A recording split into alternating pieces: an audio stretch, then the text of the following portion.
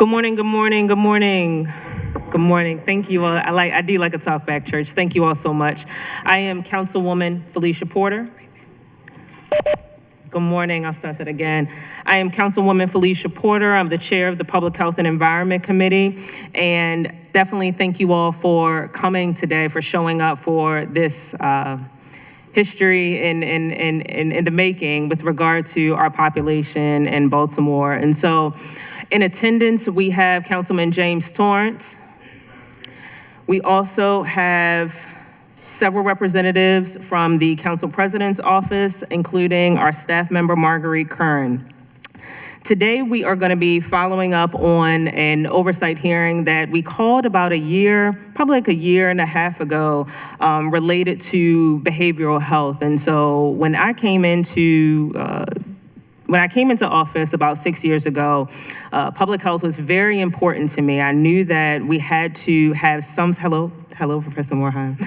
It is such a opportunity for us to really impact public health throughout the city. And I wanted to really make sure that we had understanding of the issues in public health, but also making sure that the policies that we enact, whether it be in this chamber, at the state or the federal level, actually address the issues that we are seeing in Baltimore City.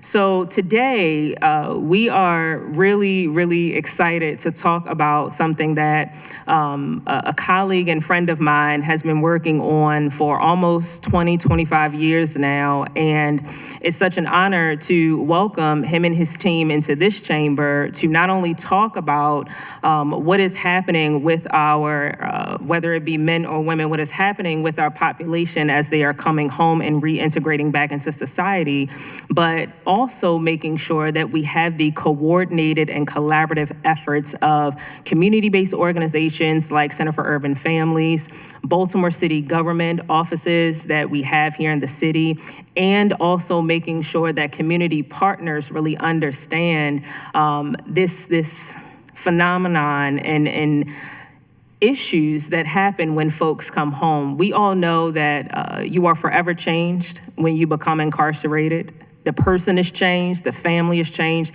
and the communities are changed.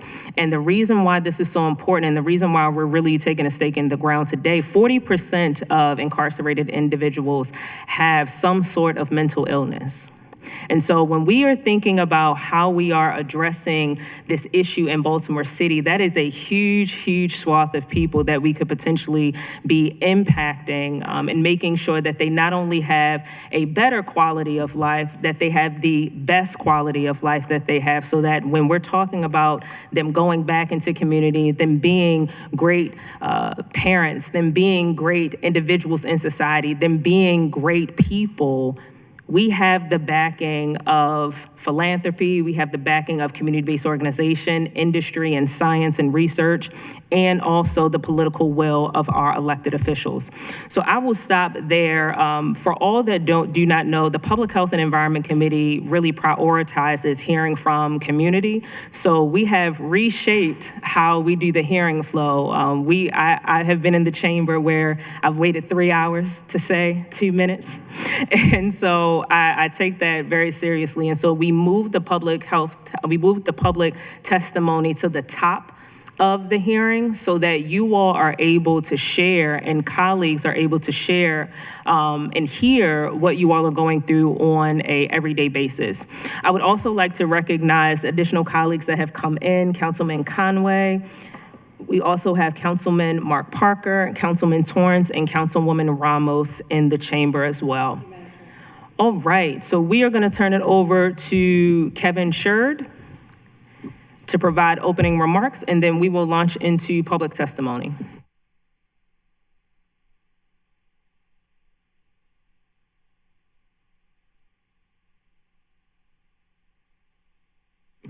And Kevin, if you can press the button on the microphone so that it's on. Perfect. Okay. Gotcha. Check, check, check. Good morning, Councilwoman Porter, Vice Chair, and members of the committee, and invited community members. My name is Kevin Sheridan. I'm the founder of the Life for Life Foundation, as well as the president. Our mission is to provide advocacy, education, and awareness to communities impacted by trauma. Thank you, Council, for allowing my team and dozens of witnesses gathered here today to testify on this issue affecting thousands of Baltimore families, but has remained invisible for the most part. More than 2,000 years ago, Plato recorded the words of Socrates in Apology. The unexamined life is not worth living. But I can also hear the voice of Toni Morrison, author, reminding us that the examined life is painful. You've got to have courage. You've got to be brave. Professor Cornel West of Harvard University once said, "It takes more courage to examine the dark corners of your own soul than it does for a soldier to fight on the battlefield." Today, the Council has the opportunity to examine one of those difficult issues. Over the past 9 months, I worked alongside 10 board members of the Life for Life Foundation, some researchers, to develop a comprehensive white paper examining a condition known as post-incarceration syndrome. Supported by more than 75 academic references, we reached a simple but profound conclusion. Psychological trauma experienced by many formerly incarcerated people is real, measurable, and deserves a meaningful public health response. Not simply words, but action. For decades, America's war on drugs and tough on crime policies have left behind an enormous amount of human suffering.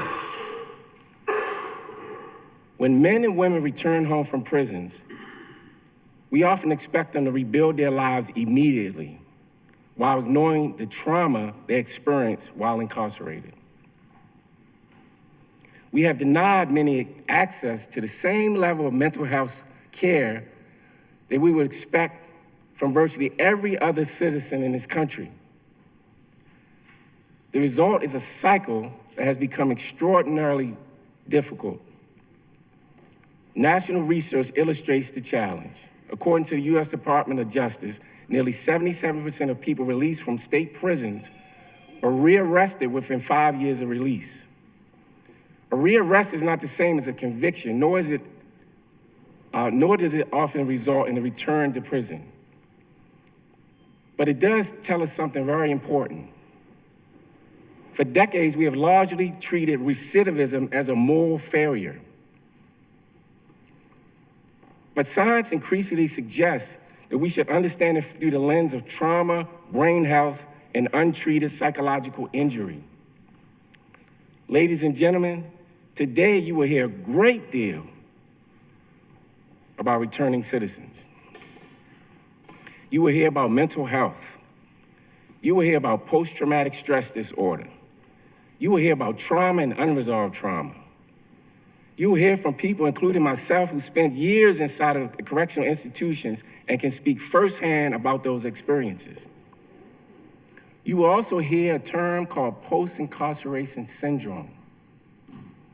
But as you listen today to this testimony, I ask you to keep one central theme in mind. Brain health and public safety are very closely connected. No one can constantly make healthy decisions when they're living in survival mode.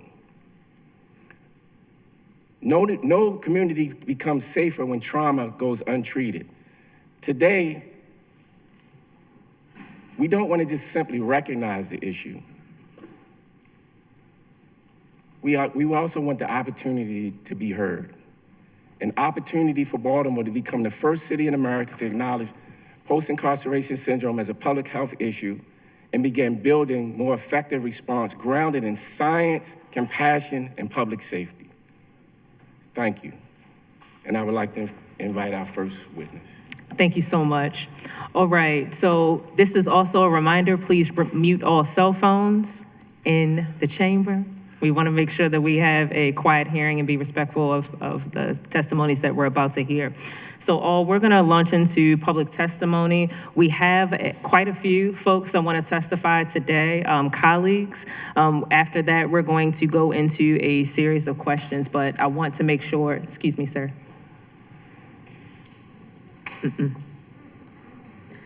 I want to make sure that, yep. I want to make sure that we have an opportunity for folks to, I want to make sure that we have an opportunity for colleagues to listen and also to ask questions. So we're going to call our first person, Fanny Austin.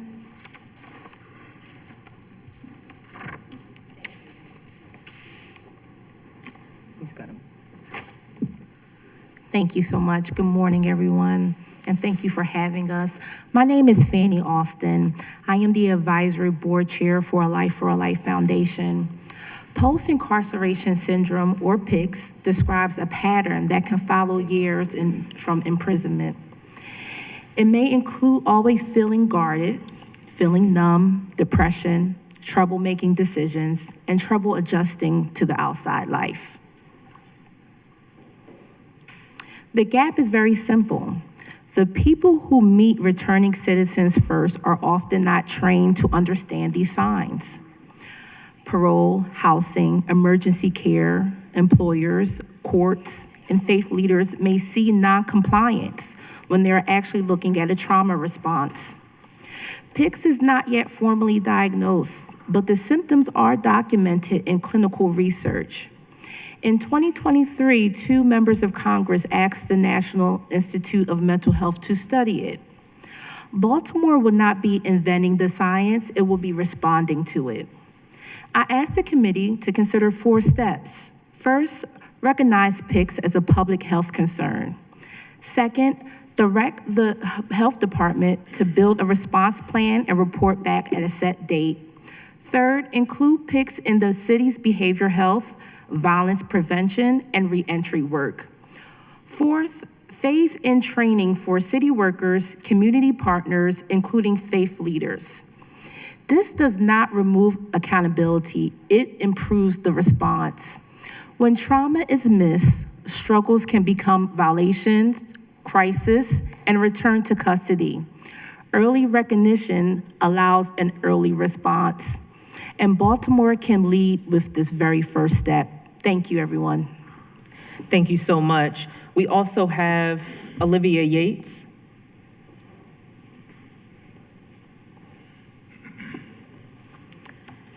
And just for clarity, you will have 2 minutes, and then also it'll beep, and it'll also blink as well. Okay. All right? Good morning. My name is Olivia Yates, and I'm a community-based psychiatric mental health nurse with over 21 years of experience in nursing, currently serving Baltimore City older adults through Hopkins Patch Program. In my work, I meet with older adults whose lives were shaped by incarceration decades ago, and the effects never lifted.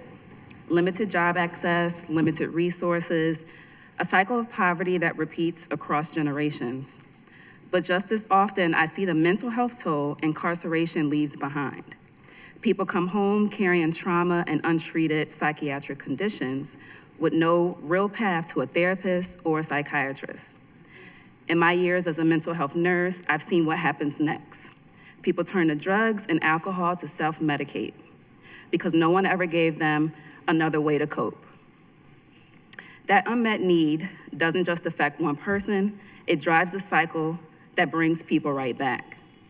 This isn't only a justice issue, it's a public health issue, and it deserves real investment in mental health infrastructure, not as an afterthought. Thank you for your time and for prioritizing this work. Thank you so much, Ms. Yates. We also have Granville Templeton.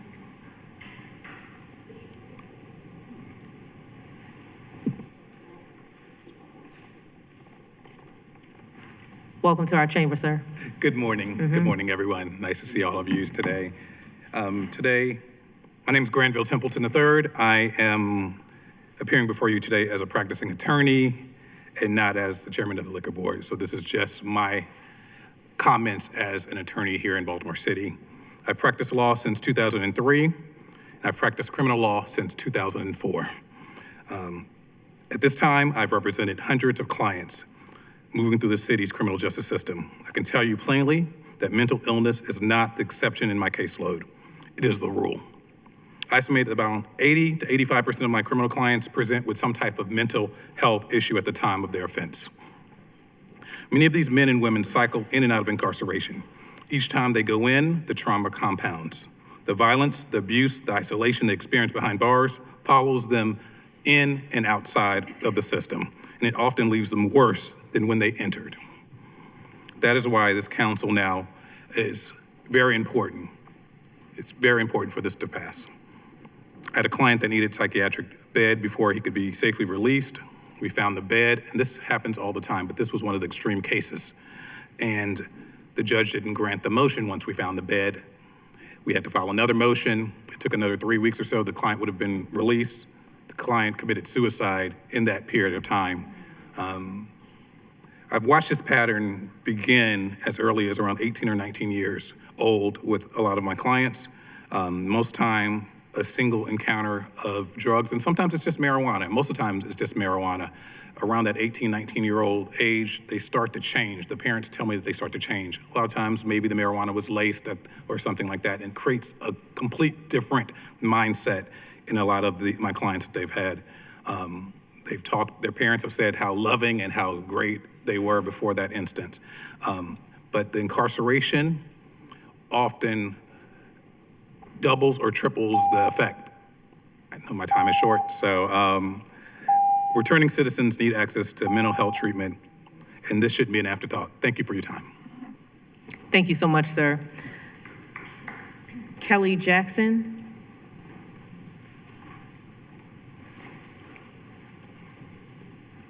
And if you have not signed up to testify, please make sure you sign up to testify down here. Your name, I'm gonna be calling your name on the list, and so make sure your name is on the list, okay?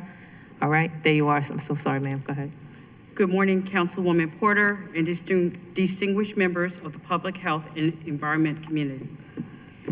My name is Kelly Jackson, and I am a doctoral researcher in occupational safety and health, conducting an institutional review board-approved quantitative study examining psychological safety and worker well-being. I'm here in support of legislation recognizing post-incarceration syndrome as a public health issue and to provide an evidence-based perspective on the psychological safety and public health implications of incarceration and community reentry. According to the Maryland Department of Public Safety and Correctional Services, projected community releases increased from 2,866 in fiscal '22 to 3,253 in fiscal year '24. During that same period, Baltimore City remained the state's leading destination for returning citizens, accounting for approximately 41.5% of projected community releases in fiscal '24. These data demonstrate that Baltimore City bears disproportionate share of Maryland's reentry population and underscore why successful reintegration is a matter of direct public health importance. The local reentry data are consistent with the broader body of scientific literature demonstrating that incarceration and community reentry are associated with significant behavioral health challenges.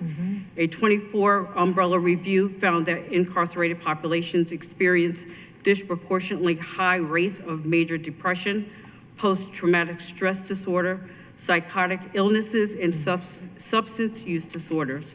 A separate systematic review and meta-analysis further concluded that PTSD is substantially more prevalent among incarcerated populations than in general population, particularly among women.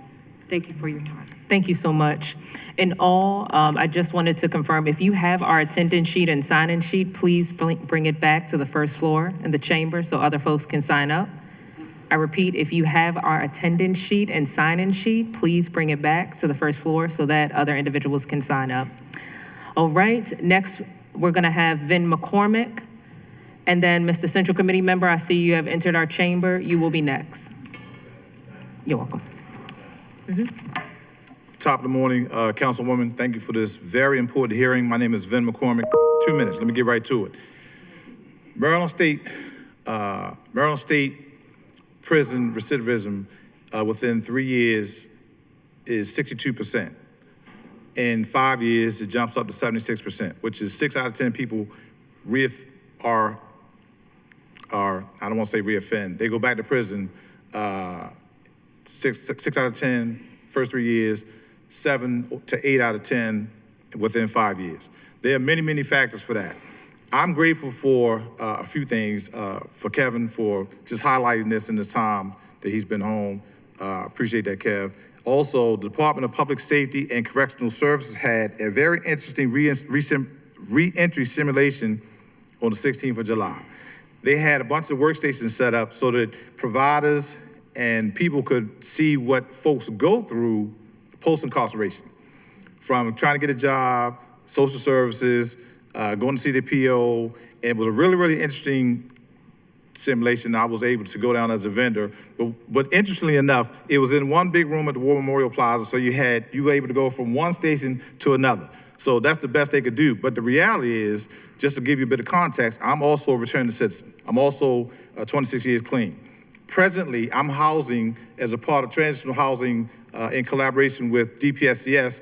I have about 22 individuals who have done from 3 years to 51 years right now. I can tell you, committee, they have challenges, and we do the best we can at assisting those men. Thank you, Councilwoman, for coming up and giving the tour. They have challenges that we had to continue to have this conversation about because, hate them or love them, when President Trump had the First Step Act in 2018, it did a lot, but it did not trickle down to the funding necessary to help these individuals when they come home. That's just the reality of it. So I appreciate this hearing. We need many more conversations. Thank you, Councilwoman. Thank you so much, Mr. McCormick. Mr. Bimbo, ready? It's okay.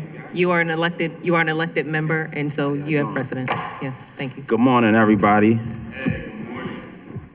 How's everybody doing? All right. This is a really nice room.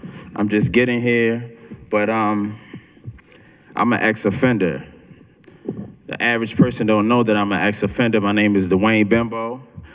I'm also a part of the 40th District State Central Committee.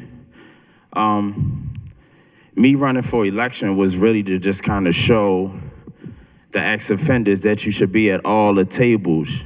You should be at all the tables to be able to be upstairs and get called from upstairs to come down here. And, you know, I was locked up from May 2006 to May 2013. I've been home now for 13 years. My wife is also, she's right here as well, beside me always. Mr. Central Committee Member, I'm so sorry. If you can turn around. Yes, I am. I just never been invited to something like this. It's okay. So I had to make sure that I talk directly to, I'm gonna talk to you, but I just wanted to make sure that I address it, everybody that's behind me that may not get an opportunity to come up here and talk. Of course, thank you Okay, so much. so I got all that energy in me. So I was incarcerated for 7 years for armed robbery, age 19. Instead of graduating, I went directly to prison, sentenced to 12 years, where I served 7 years.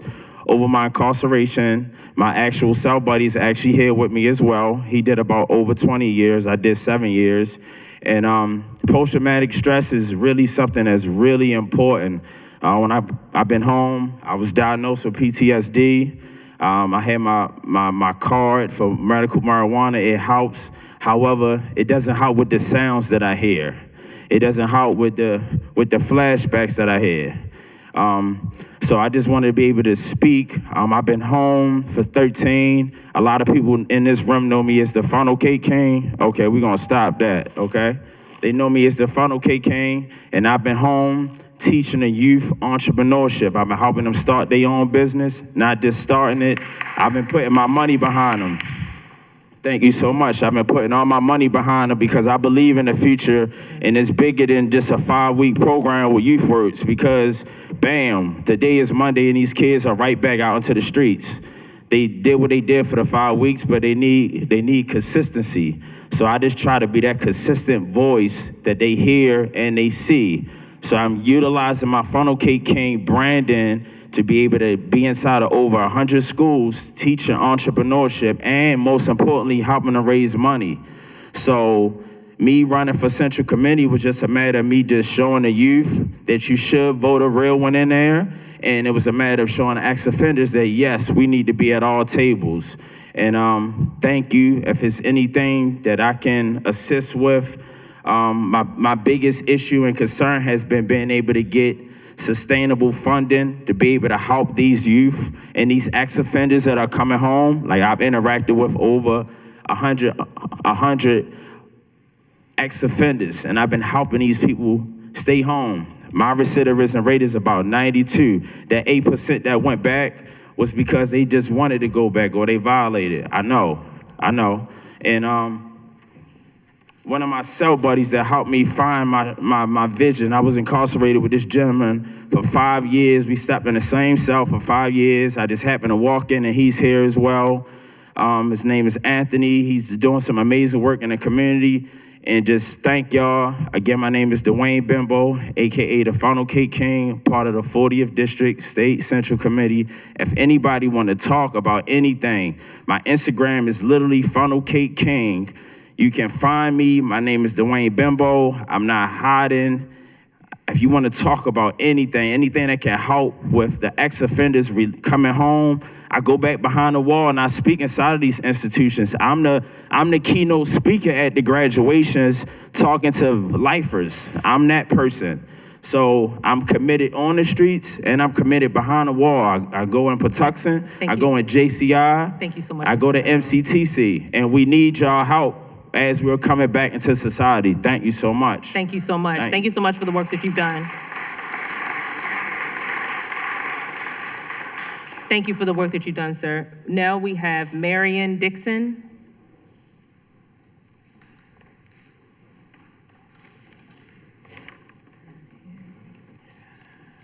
Good morning, Madam Chairman.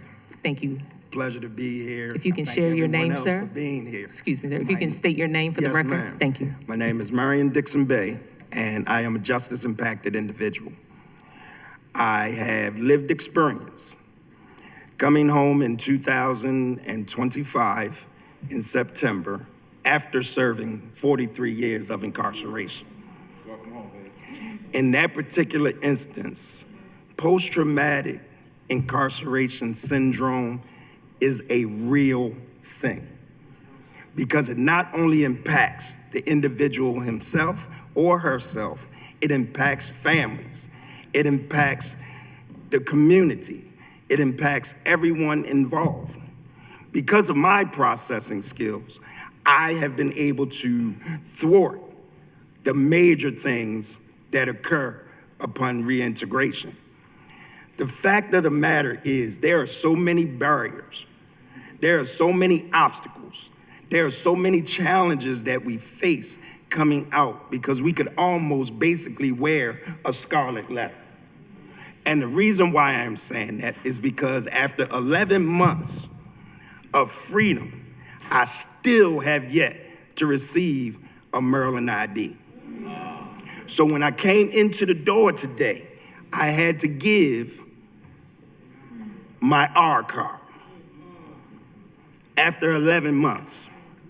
That would exacerbate any symptoms that I could possibly have that may drive me to drink, that may drive me to drug use, that may drive me into areas that the public is saying that they're trying to help me with. Yet after all of these things, I still remain undaunted. I still stand in order to improve my conditions and those around me. So during my incarceration, I achieved my AA. I achieved my BS. I've also become a certified paralegal. Yeah.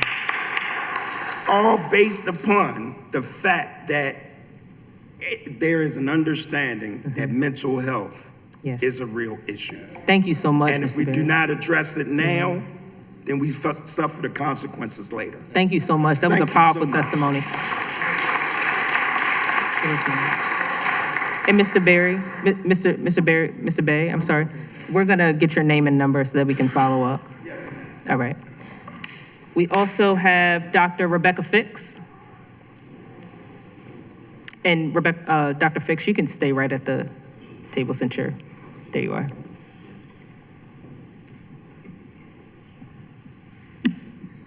Good morning.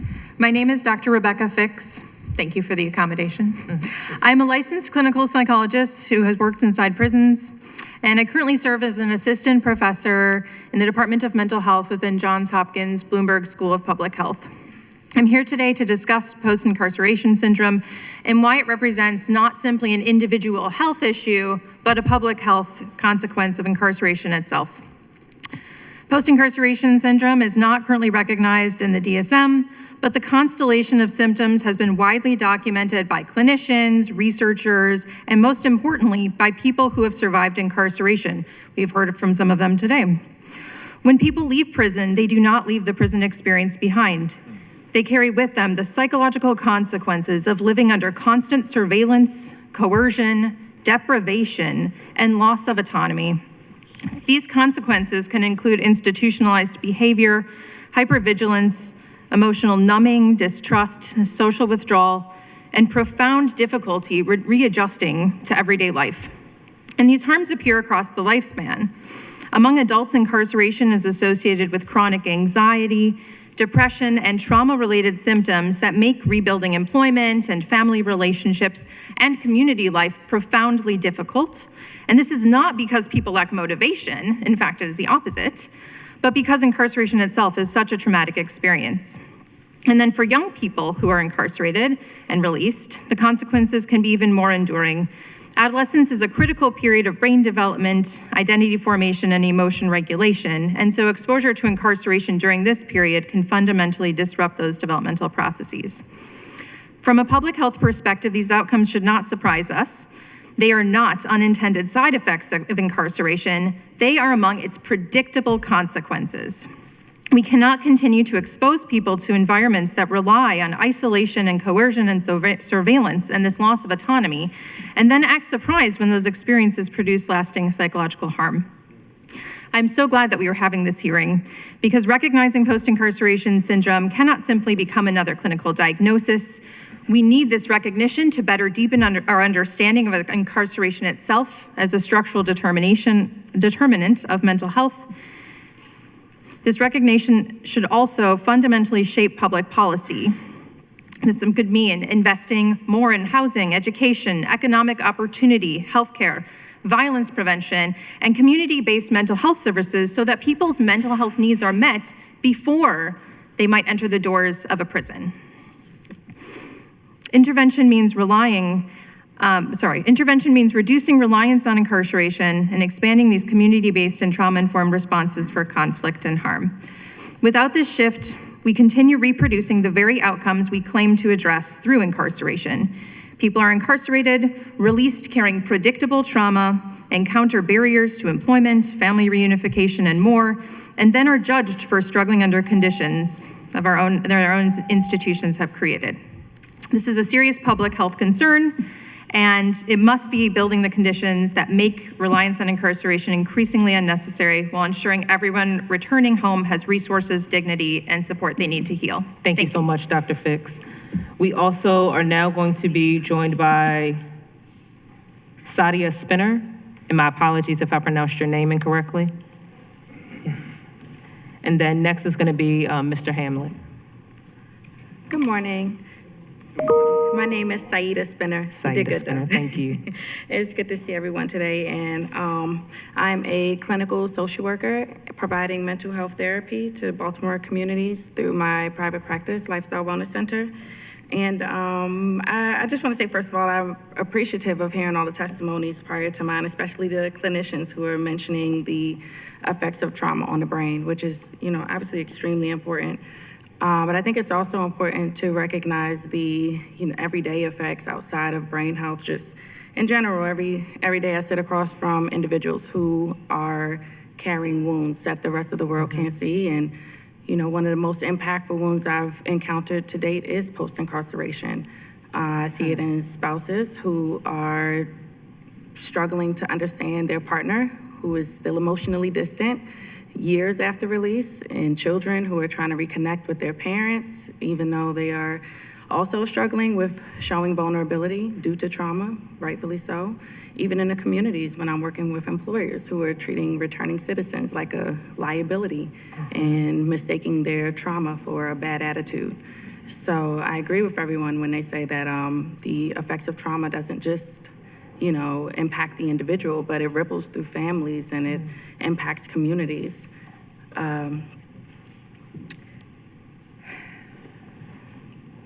Trauma doesn't end when the event ends, and that's important for us to recognize that it's on us to show up for these individuals when they return home, and we need to include healing into reentry, because when we do that, we build stronger families and we create safer communities, and most importantly, we make justice about more than just punishment. We make justice about restoration.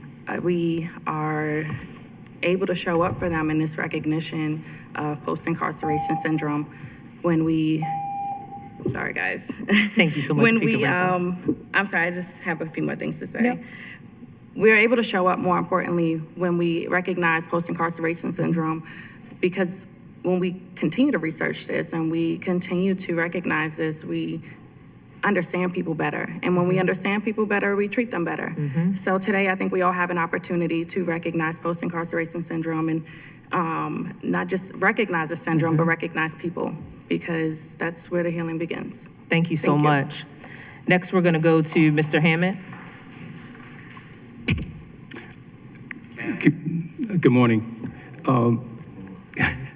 Good morning, Councilperson Yes. Porter and the committee. Just, my name is Moses Hammond, and I formerly worked as part of the clinical team at the University of Maryland Substance Abuse Center, where I had a caseload of all federal returning citizens. I also formerly worked as the Director of Workforce Development for the Center for Urban Families. And this unique experience really gives me a dual lens on the clinical and employment, and it's exactly why I wanted to share one case that illustrates why we continue to treat post-incarceration mental health as why we treat it as an afterthought. The client that I will call D has a textbook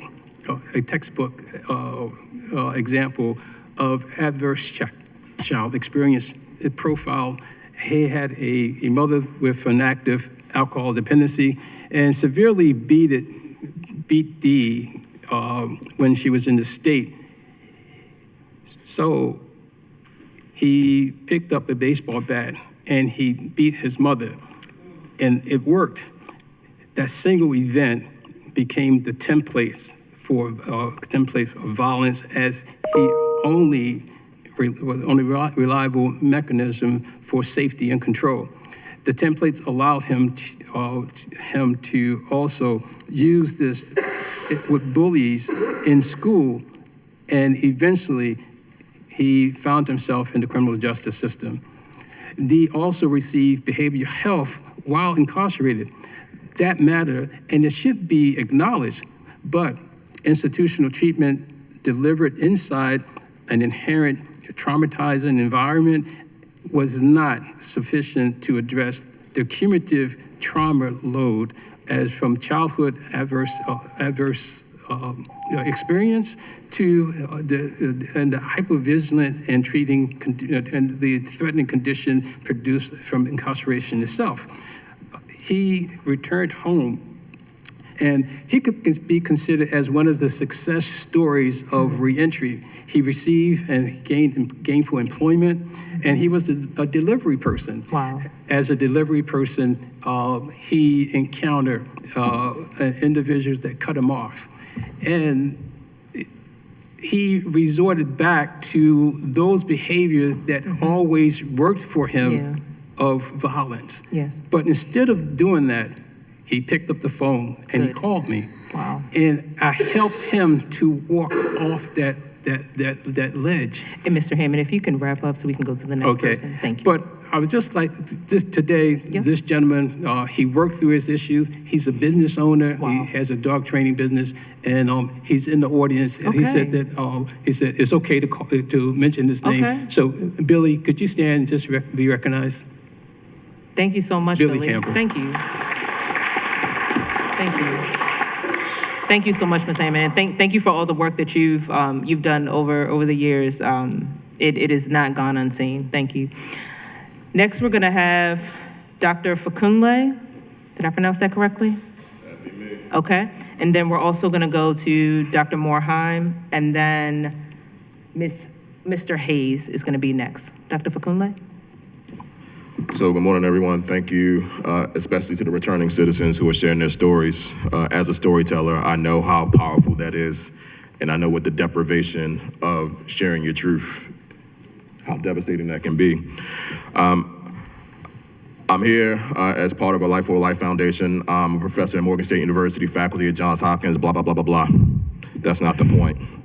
The point is that this city benefits when we approach our public health challenges as public health challenges. We have seen that in the last several years with the reduction in violent crime, particularly homicide. I'm sure many people here know and remember when 300 a year was a given, right? Have we hit a month where like none's happened? It's like a dream, right? But that's a public health solution addressing a public health issue. I think it's abundantly clear how devastating being incarcerated is. I am terrified of being incarcerated, terrified, because of the deprivation that I know it would cause me, mind, body, spirit, wallet, and everything in between. It is such a unique experience of social isolation, something that the previous Surgeon General said is an epidemic in the United States of America, equating to 15 cigarettes a day. Hopefully, Dan, I didn't steal your thunder on that one. Yeah. Okay, all right, good, right? It's devastating, particularly with this carceral system in this country that is so punitive. It wants to punish you and punish you and punish you again. Even when you're done with the official punishment, you're still punished. And that's what y'all were talking about. The punishment never ends. So if we can at least acknowledge that this is a public health issue, just like the carceral system is a public health issue, just like the adverse childhood experiences and social drivers of health are all public health issues, then we are one step closer to actually dealing with this the way that it actually needs to be addressed, and doing so with humanity. Those who get to tell their stories are affirming and reaffirming their humanity in this moment. And I thank y'all for truly honoring that, if nothing else. But we can take the next step and truly looking at this through the lens it should have always looked at. It is not a lack of moral fiber, right? It is not a metric of racial inferiority. It is a public health issue. It always has been, it always will be. So let's address it like a public health issue. And I think we'll actually be better for it. Thank you so much, Dr. Fakunle. Dr. Morheim? And Dante, you will be next. And Dr. Morheim, if you can hit the button so it shows red. To the right. To the right? Yep, nope, on the mic. On the mic. On the microphone. There we go.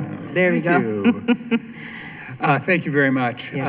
We all come from different perspectives. So for those of you who don't know, I was in the House of Delegates for 24 years. David Fakunle was actually on my staff, and we co-taught together at Hopkins. And I'm happy to be on the board of Life for Life. Kevin has inspired and educated me on this issue, but my real career was emergency medicine physician.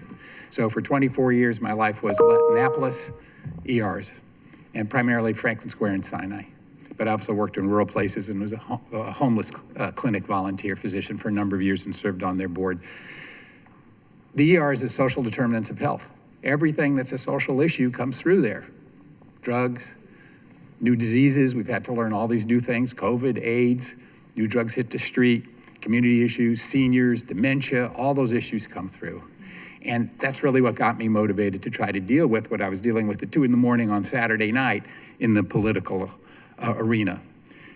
PICS, or post-incarceration, I would see a lot of people in the ER who'd been on that cycle, but it really didn't hit me till the last few years, and then talking to Kevin, that was another set of things that we in ER have to learn about. We also have to learn about human trafficking. We didn't recognize that right away.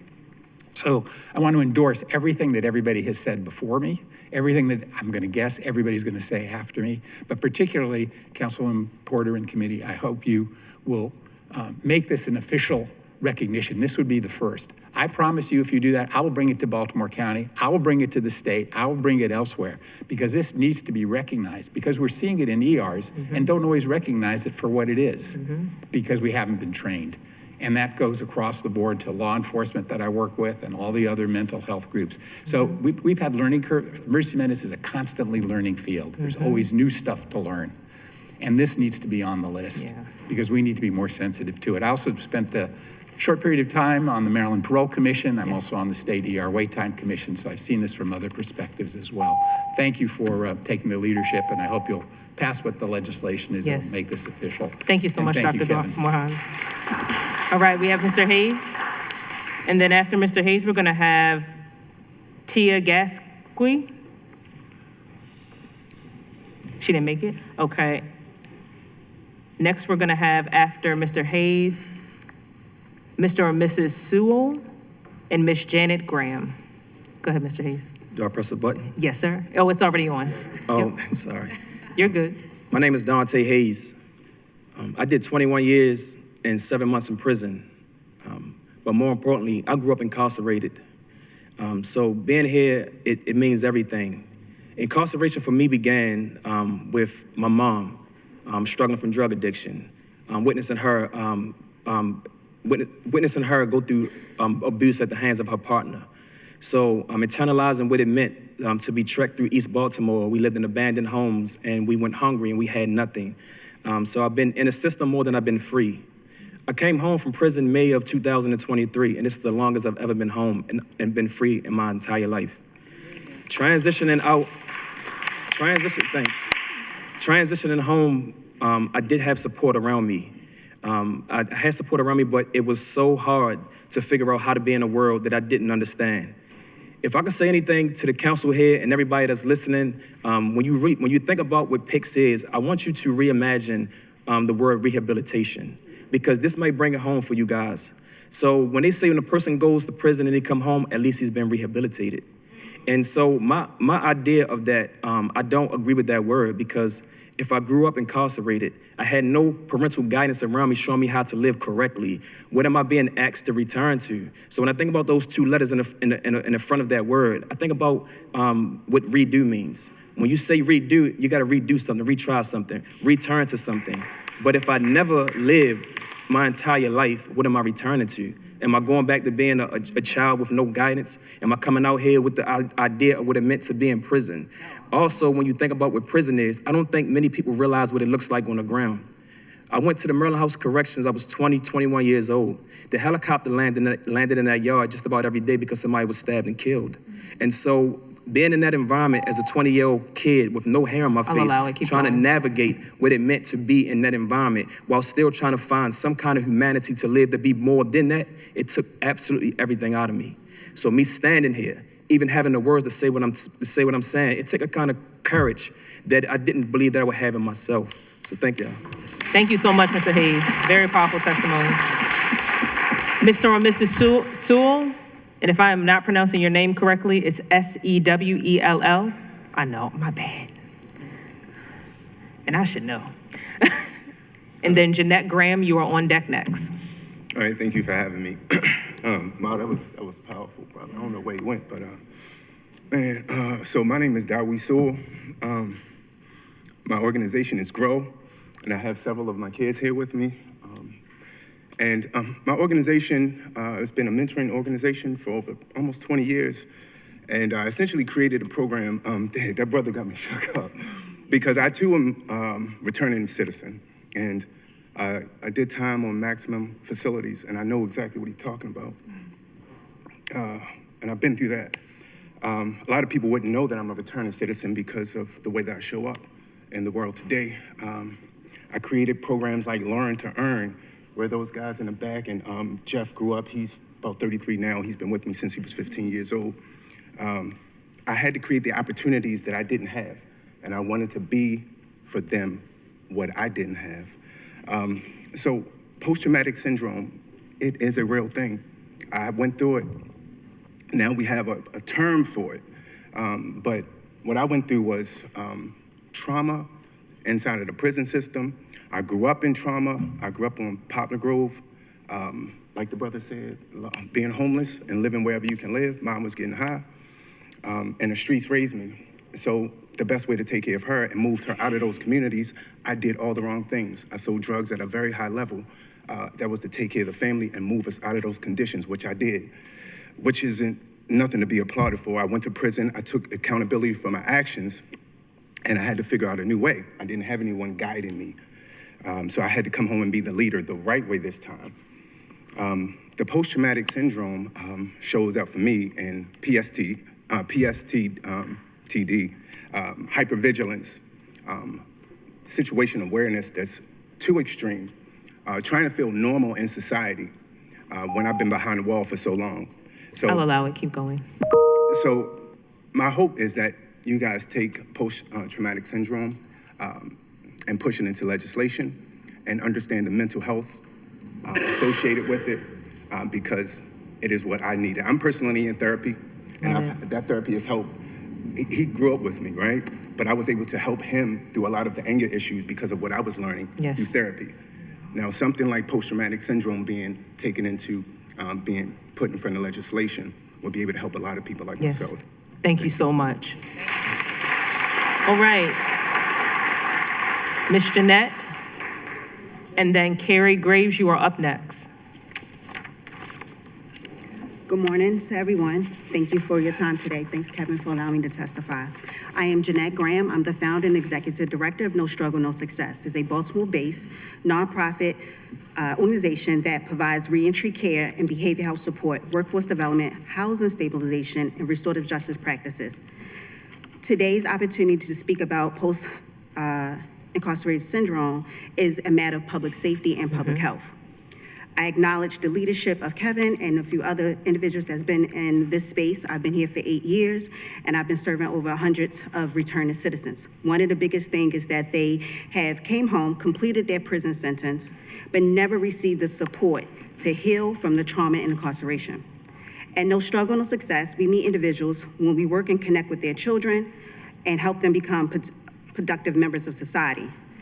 Also being West Arlington's president, I've noticed in West Baltimore and throughout the state of Maryland, many of the returning citizens struggle with anxiety, depression, sleep disturbance, emotional isolation, and untreated trauma.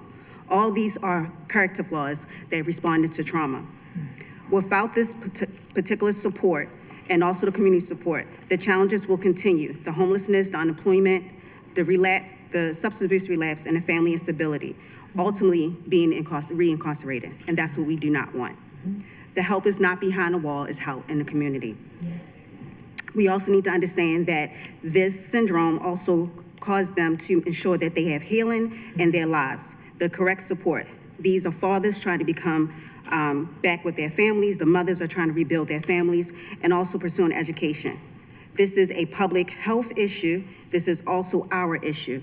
We need to invest in healing, public strength, improve health outcomes, and reduce individuals going back in. Justice should not end at the release. Justice should also include opportunity to heal. Amen. Thank you so much for your time today. Thank you so much. All right. Now we're going to go to Mark Cannon, Roosevelt Brown, and Gwen Levi as our next three. If you can line up behind the podium. Mr. Cannon? Yeah, good morning. You have 2 minutes, sir. Okay, I'm good? Yep, you're good. Okay, real quick, I'm glad that the guy talked about the addiction part. Last time we was here, he talked about being a victim of a violent crime, stabbed in my back 3 times because I said I ain't had no money, and turned around, started fighting, stabbed another 6 times. In '82, didn't even realize I had post-traumatic stress, But like them, grew up in the addiction and all that kind of stuff. By the time I was 18, I was in jail 3 times. The last time, we gotta realize that my mindset, I'm gonna survive, and I was only on court side. The guy stole my stuff. I was gonna kill the guy. The only thing that saved me is I was in cell number 5, and before I got to him with the mop ringer, they said pack up cell number 5. When I came back out, I didn't get any help. My mindset was revenge, and all that kind of stuff. And so as a result, I was beat up, beat down, stabbed 9 times in a robbery, lost my house, my car, my job, became a bum on Hartford Road, but resources, God, prayer, and spiritual footwork. Retired from VA where I went out on treatment off and on for 8 years. Out here with guys, 8 years, putting my life on the line, return to citizens and stuff like that. That's why the murders are down, because we helping these young people and older people. Thank you so much for your work, sir. Yes, sir. You can come on up. If you can share your name. Good morning, afternoon. My name is Roosevelt Brown. I didn't come prepared to speak, but I thought that it was best that I do. I'm coming on behalf of the family members. I'm a family member of a repeated offender constantly, a brother and a nephew who couldn't find their way back into society because of early age of incarceration and living in an environment in a community to where the majority of your associates are ex-offenders. So that was the lifestyle that they knew, that they could understand. To get up and go to work every day, to have a job and hold down a job was, I would imagine, beyond their concept. I have a nephew, like I said, who's been incarcerated back and forth. He has this mental illness, this mental trauma from being incarcerated. He lived the lifestyle at one time of the image of being hard, the image of not being broken, the image of I'm a man, which is a false image that's presented to them at a young age. And so only now, at the age of 50-something, he's living a life of, quote, normalcy. His father's gone, his mother's gone, they deceased, and for the first time in his life, at the age of 50-something, he has his own place. After being in and out of jail from the age of, I say, 18, he got his high school diploma out of college. Out of prison. You know what I mean? So me being the uncle, want to be an example, so I tried to be there for him the best I could. You know, but it drains your resources. It drains your hope. It drains your belief that it's even possible. I'll allow it. Keep going. Yes. So I really appreciate all the professional people that came out here to speak. And this is really serious. I've had best friends that I've grew up with to be a buddy, to be a friend, only to go into incarceration for a number of times, and me to witness them to turn on me immediately, simply because of a minor thing, of a minor incident. But their skill level is, I must survive at all costs, no matter who it be. I've seen this. Yes, Mr. And I'm gonna say this one other thing. Because of me seeing so many people in my neighborhood and friends be incarcerated and how it dramatically changed them, it puts fear in me for my next generation coming behind me, the ones that's right now in my family that's 18, 19, 20, 22, to ever have to go into that situation for whatever reason. I teach them that you don't necessarily have to be involved in a crime to end up in a prison system. Amen. Thank you so know much, what I mean? Mr. Roosevelt. And I appreciate you all, and I hope this passes through. Yes, thank you so much. Ms. Gwen, you have the mic, ma'am. You have 2 minutes. Hi, my name is Gwen Levi, Justice Impacted. Served 16 years of a 400-month sentence, both in the federal system and the state at MCIW for 9 years. But what I want to say today is that post-incarceration syndrome is real. We come home and they use the word returning citizen. No. We're justice impacted, and we continue to be justice impacted. We're just as impacted by the laws, by the systems that have allowed the incarceration to continue beyond the borders, beyond the walls. We come home, I didn't know how to navigate the system. I took a computer class. Guess what? I technically violated because I didn't answer the phone call for 4 hours. Wow. I got sent back in. You talking about stress? Yeah. After being home for a year, getting sent back in? Yeah. But coming home through organizations that knew I needed them, organizations that you see speaking up today, Yep. post-incarceration syndrome is real. We need groups like the Women's Movement at Turnaround Tuesday. It's a support group for me. It was for me. There are many organizations I can name. Maryland Justice Project. I can name so many of them. They're here today. We are doing the best we can. Yeah. But they are issues, mental health issues that we need to deal with. We try. We all are doing something here.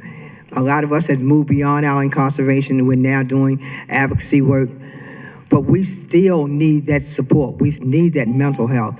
Thank you so much. And I just hope that you all recognize and will allow Baltimore to be the first to recognize that it's real. Thank you. And gentlemen, before you leave, I just wanted to recognize, we have the governor's youth council in the room. The reason why they actually came to shadow the committee today, and it's so important.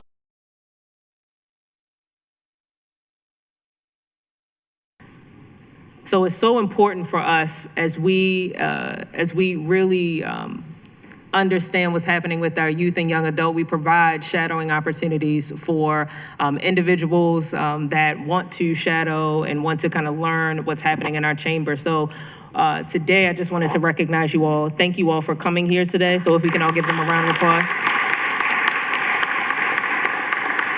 Thank you. All right, next we're gonna go to Nicole Saunders, Charles Baxter, and Sean Augustus.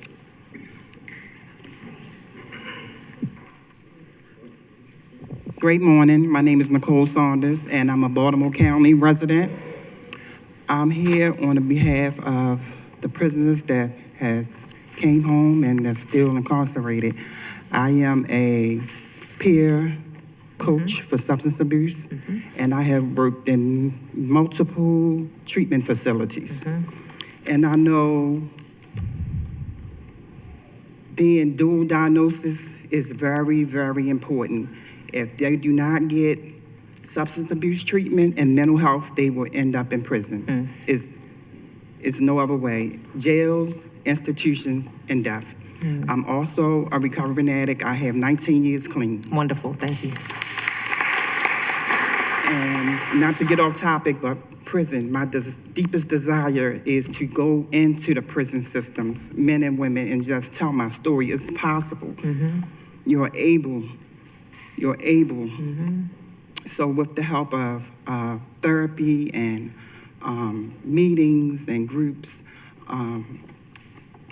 is light at the end of the tunnel. And I'm just so honored to be here to speak on prison reform. Yes. And you guys just showing up, and I'm so grateful. I want to say I have, my mom and my dad both was an addicts, and that landed me in jail. I never did serious jail time, but I was in and out. And so I look back on my life, and I just say thank you for getting to know myself and get involved in helping others. The best way to do it is to reach out and help people that's suffering.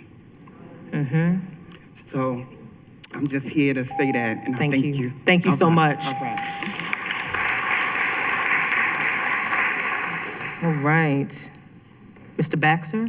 Yes, ma'am. Yes, thank you. I'm Mr. Charles Baxter. I spent 43 years of incarceration in prison. And, you know, you look at the news sometime and you say, why would someone kill their family member? I am one of those individuals. My mental health was so bad that I killed my aunt. And I spent 43 years of incarceration. I went to prison reading on the 4th grade level. I ascertained my GED. I graduated from Coppin State College, alumni of '94. I graduated from Johns Hopkins University, a certified tutor. I learned how to type and read Braille, and I'm a Braille instructor. But none of this takes away from my mental health. My mental health was so severe. After serving 39 years of imprisonment, I went in front of a judge named Jan Detainer, and she says, this man's health, his mental health is so severe, we can never let him out of prison. And I had served 39 years of prison, and I had attained all of this, but my mental health was still in jeopardy. And this is why we need to take a serious look at mental health. And now I'm in an organization called Time Organization. These people spent 7 years of their life trying to get me out of prison, and they were successful. And their program works because it works for me. I came home, I worked with a woman named Miss Monica Cooper. She does the PAR program. I work for Miss Crystal Parker with her delegacy for the 40th District. I work with Miss Shanice Anderson that's doing a beautiful job in the community with the Public Defender's Office, and I helped her in the 41st District, helping her trying to get elected. Yes. But my mental health is still an issue. Yes. I have to take my medication. If I don't take my medication, Yes. I'm off the handle. And I'm in a situation that I don't need to be. Yes, thank you so much, Mr. Baxter. I really appreciate it. Thank you. We have Mr. Augustus.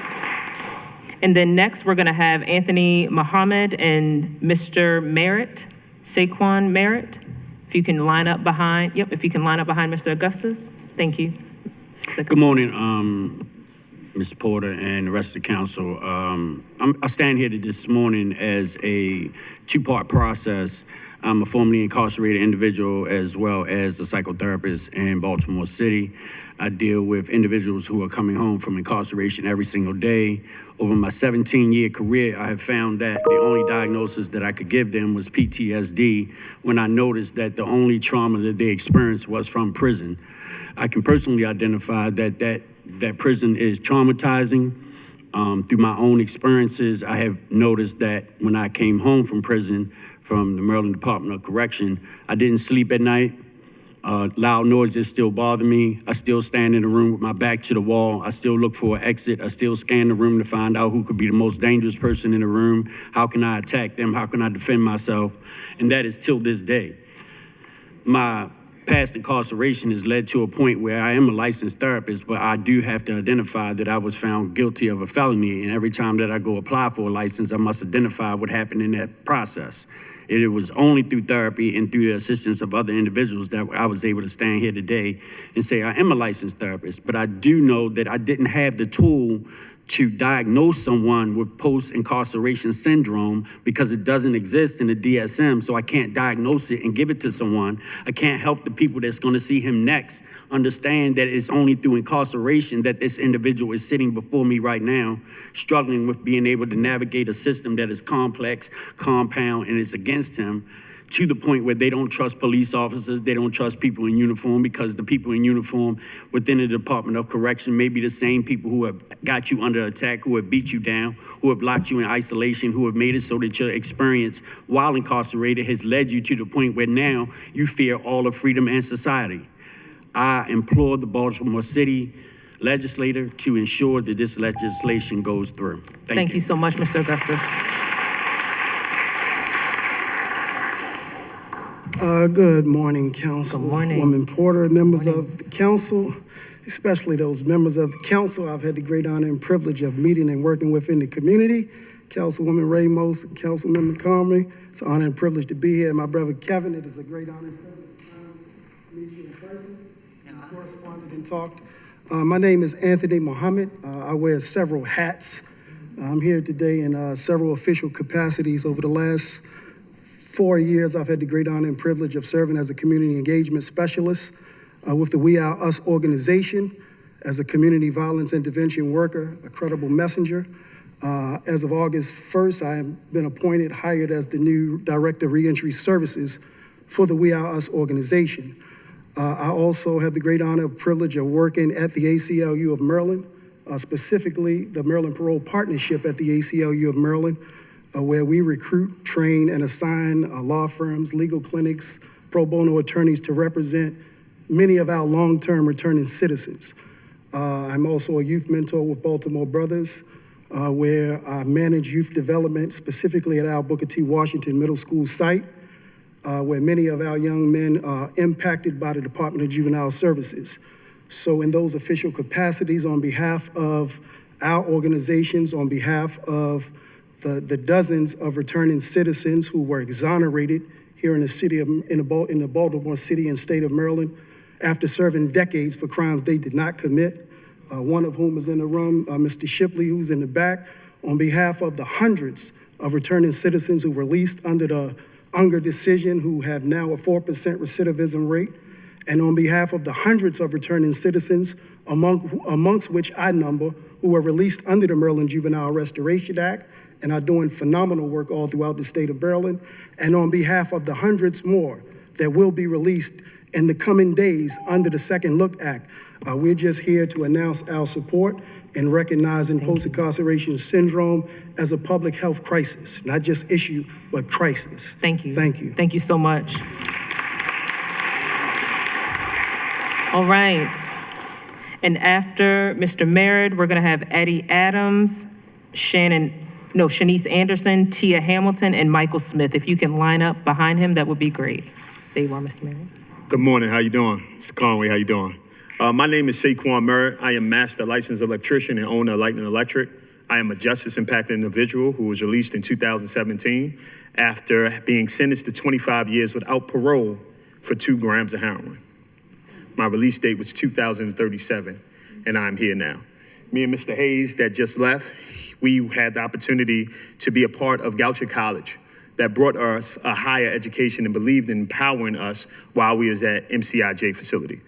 I say that to say that we had, as you heard him speak and many other the brothers speak, he had a drastic change. We had a drastic change in our life, right? We completely changed our life from a life of crime to a life of progress and success that we are still striving to accomplish. One of the things you got to realize, man, when we come home, we walk alone. And I'm telling you this, we walk alone. A lot of our old friends, they don't relate to me. I'm talking about $100,000 contracts and things like that. They don't relate to me. Family members don't relate to me, even have a sense of resentment because they've been home this whole time, but we have been able to accomplish some of these things while we've been in prison and change our life. Into the newfound network that we are here. I'll never be speaking at City Council, no Felicia Porter, Mark Conway. There is a sense of apprehension with even embracing us in those networks because we still got to prove ourselves, let's be honest, right? 3 years, recidivism happens. Some people go back. I'm just having the door open to me, right, in Baltimore City, just starting. So again, you need to realize when you see us, even us that you look at it, he's okay. We're not. Again, post-incarceration syndrome. There are times where I deal with things in silo because again, the old family and friends, I don't really relate to anymore. And the new network, gotta kind of still prove yourself to us. So I just want you to realize those are things that we experience. And I want you to recognize again that post-incarceration syndrome and things that we go through is real. One more thing, I want to speak to our post-incarceration community, right? Our justice-impacted people. I also need help from you, right? Because I've had justice-impacted individuals that I employ cross me, resent me, because I am the owner of the company, I'm the boss, and you have to listen to me. That's just what it is. I have the lead. I'm the master licensed electrician. We need to get in here to get these lights up. We have a contract to finish. We have them that we have to prove ourselves to. We don't want you to resent me. And don't do the things that you wouldn't do to your maybe white boss or other boss that you would do to me or other of us, right? Because that's how we hold each other back. And I'm tired of it. A guy just play I got locked up game on me and say he got locked up and took $1,000 from me. Wow. Right? So we also got to recognize that, and just telling y'all to recognize, again, there is going to be that trauma. We got to realize that sometimes there is that resentment. Why couldn't it be me? That is something that we deal with. Sometimes it's not our turn yet. Let's help us, because if we continue to break each other down, we're going to continue to trying to keep being, again, on the treadmill. Thank you backwards. so much. Thank you, guys. Thank you.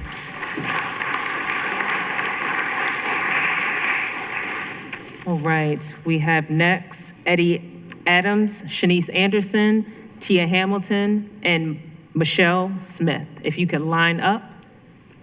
Yeah. Wonderful. Thank you so much. Yeah. Thank you so much, for Mr. allowing Adams. me here. Yes. Yes, Eddie Adamson. My name is Eddie Adamson. And first, I'd like to commend everybody who speak before me and after me, and thank you for allowing me to speak. And pardon me. I locked up for 37 years. Yeah. 37 years, just coming off of incarceration for 37 years. And it wasn't easy, you know what I mean? But I'm here, you know what I mean? And I was living in a predatory environment, unusual, cruel, as we speak on that, but that was speaking, I'm speaking about post-traumatic stress syndrome and mental health. I'm doing good, you know what I mean? I'm working in an environment, live benevolent, and I see it every day, you know what I mean? I'm experiencing it. Public transportation is hard for me, you know what I mean? Sometimes I leave work, I gotta go back, you know what I mean? Get transportation to take me home. Just moving through society and everything like that is real difficult, you know what I mean? I'm having problems, you know what I mean? Thinking about brothers that I left behind, you know what I mean, who are going through the same thing and are going to experience the same thing that I come out. And I'm in therapy right now, and I've been diagnosed with post-traumatic stress syndrome. You know what I mean? It's real. I'm experiencing it. As I speak right now, I'm reluctantly up here, but I got to do this. You know what I mean? To let people know that it's real. A young lady said something to me the other day. She wanted to be in a relationship with me. I told her, I said, no, I can't do it right now. You know what I mean? That's how severe this thing is. You know what I mean? And I'm working through it, and I'm following my therapy, and I'm doing what I'm supposed to do. And thank you for listening to me. And this thing is serious. It ain't no joke. You know what I mean? And I got guys in the program tell me this last week, he want to go back to prison because he can't deal with society because of his mental. And even though he's getting treatment, he's in the program, Live Benevolent.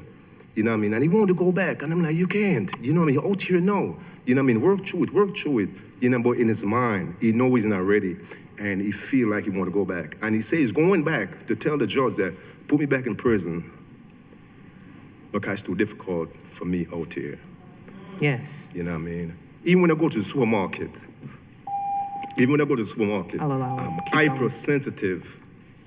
I mean, hypervigilant, you know what I mean, to get around, and I got to fight through it. I know I can't live like that, you know, but I know it's something that I'm serious and I'm fighting through it. Thank you. Thank you. Thank you so much. And thank you for sharing your testimony.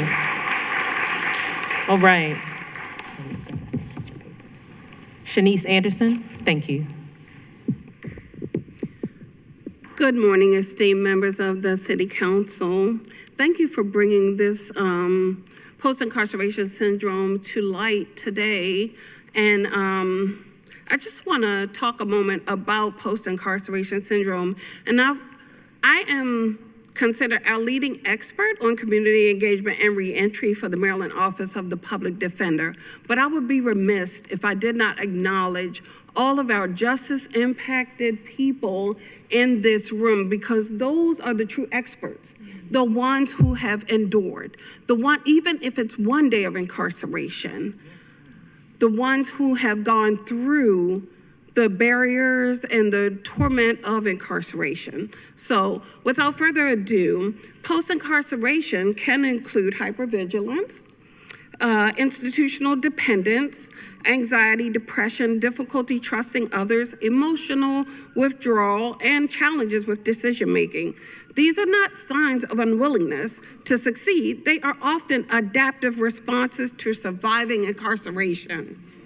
Recognizing these effects matters because it promotes trauma-informed rather than punitive responses, helps us to tailor and address behavioral health needs. It reduces the risk of recidivism by addressing underlying barriers to successful reentry. supports public safety by increasing the likelihood of long-term stability and successful community reintegration, encourages collaboration among attorneys, behavioral health providers, parole officers, employers, and community organizations, and it improves engagement with housing, employment, and treatment services. If we fail to recognize the lasting impact of incarceration, we risk mistaking trauma for defiance. When we acknowledge post-incarceration syndrome and respond with evidence-informed trauma-responsive services, we create pathways to healing, accountability, and lasting public safety. Let's do it. Thank you so much, Ms. Anderson. Tia Hamilton. I'm Michelle Smith. Yes, no, it's Tia Hamilton first, ma'am. Yep, Tia. Thank you so much. Good morning. First of all, thank you to the council for allowing this session to happen. Thank you, Councilwoman Porter, and I appreciate you, Kevin, my guy, for bringing this to the forefront. My name is Tia Hamilton. I'm the owner of Urban Reese Bookstore and the founder of Urban Reese Foundation. I wear this shirt on my chest, and it says recidivism stays low when resources are given. This is an immediate resource that needs to be given. 72% of the Maryland's incarcerated population, 30% of them come from Baltimore. At least 44% of Maryland local jails and 37% of prisons are diagnosed with mental health disorders. Nearly 95% of jail justice impacted return home to the community untreated mental health issues, and they often go back and repeat the cycle of jail. And studies in Maryland show inmates have specifically highlighted rates of 15% PTSD and 10% major depression, with it increasing daily. I did 9 months fighting an attempt murder, and in that 9 months' time, I suffered PTSD. People may not know it. I walk around every day, I'm happy. But every day I go in that prison to speak to those men and women, I regret hearing that door slam. I hear it in my sleep. If I'm out and I hear a loud bang, I'm assessing the situation. I assessed the situation when I came in here. So people need to understand what this do to people. I only sat 9 months fighting attempt murder that I beat. So imagine what somebody is facing who's doing 10 years, 20 years, 30 years, 40 years, and 50 years. This is a situation that needs to get under control, and I appreciate you guys for taking it into consideration. Of course. Thank you so much, Ms. Hamilton. And thank you for the work that you've done. Michelle Smith, and after Michelle, we'll have Carlita Brown, Veronica Jackson, Karen McAllister. If you could line up behind Ms. Smith, that would be great. Ms. Smith? Okay. My name is Michelle Smith. I'm the author of my own book, Insides Out, which is my story, and also a member of the Southern Baptist Church. I know some of us lived in houses growing up, and our first experience with PTSD is in the home. You have an alcoholic father, abusive environment, and you already have PTSD. People commit crimes in the first place because of the environment, and then they use drugs and need to fund them, which caused them to become incarcerated. And as a person who was incarcerated, you feel like an outcast, and opportunity seems non-existent. And as a person willing to work can't find work, and you often enter into a vicious cycle, offending, reoffending, and returning to incarceration. I experienced all of this years ago as an incarcerated individual. Now, 30-some years later, there are reentry programs like there weren't back in the day, back then, and there just needs to be more. One solution I have is in treatment, and that's with trauma-based therapy and cognitive therapy and understanding and knowledge of God, both on 3 different levels, beginning, intermediate, and advanced, to get all of this information. And it's for a 6-month period of time. I know, having therapy in my life as well as God, I have truly returned to the individual I was before incarceration. So I know this is an effective avenue that we're working to create. My parent company, Southern Baptist Church, and I, Bishop Hickman listened to me for only 30 seconds before he decided that that this was a viable thing to pursue. Wow. And I have been searching for 7 years for a parent company here, and I found them in SBC, and we are looking forward to helping change the lives of those who really want to commit to doing the work to change their lives. Thank you so much. Thank you. We have Carlita Brown, Veronica Jackson, and Karen McAllister. Good afternoon. Yes, my name is Carlita Brown. I am the reentry manager and one of the personal success coaches for Pivot Workforce Development. However, I am here to represent Pivot as a client. I served 22 years at the Maryland Correctional Institution for Women, talking about post-incarceration syndrome. When I first was released, I told people that I was struggling socially. How do you adjust? How do you adapt? How do you communicate with a people that you've never seen before, with energy that you've never transferred with before? How do you make that human connection when you have been locked down, when you have been mistreated, mishandled, when you are conditioned to stop, squat, cough, strip search, when you are conditioned to wake up, go to sleep? This is people telling you what to do. You are conditioned. Once you are released, guess what you are doing? Looking for people to tell you what to do. And when you don't have that, you are lost. Why was you incarcerated in the first place? Because you were lost. You were without information. You were ignorant. You were hurting. You were broken. Now that you are incarcerated, you deal with those. Some of us, we deal with that hurt. We meet ourselves right where you are. But then once you are released, who meets you right where you are? Who helps you without judging you? Who helps you to love you unconditionally? We're talking about post-incarceration syndrome. I have been home 6 years and I'm still struggling socially. Even though I'm nowhere near where I was before, I can confess that I am still struggling. What sets me apart is I open my mouth because I refuse to suffer in silence. But if there are things put in place for organizations to aid and assist, guess what will happen? The recidivism rate will decrease. Yeah. Thanks for letting me. Thank you so much, Ms. Brown. Veronica Jackson and Karen McAllister. Good morning. First, I would like to thank the council for hearing this matter. And I come as the executive director of Pivot, which is a women's only reentry program. And we serve women specifically impacted by the justice system. Today, I'm not speaking as an individual who has served, because I have not. I'm speaking as the provider and the person who works with these individuals, understanding that Baltimore City, we are charged and can be the premier person, the premier city to be able to bring about the proper resources to help individuals. PICS is different than PTSD. To be released and understand that I was in an inhumane condition, I need specific individuals who are trained, who are able to assist, and who are able to access what specifically speaks to my challenges while incarcerated.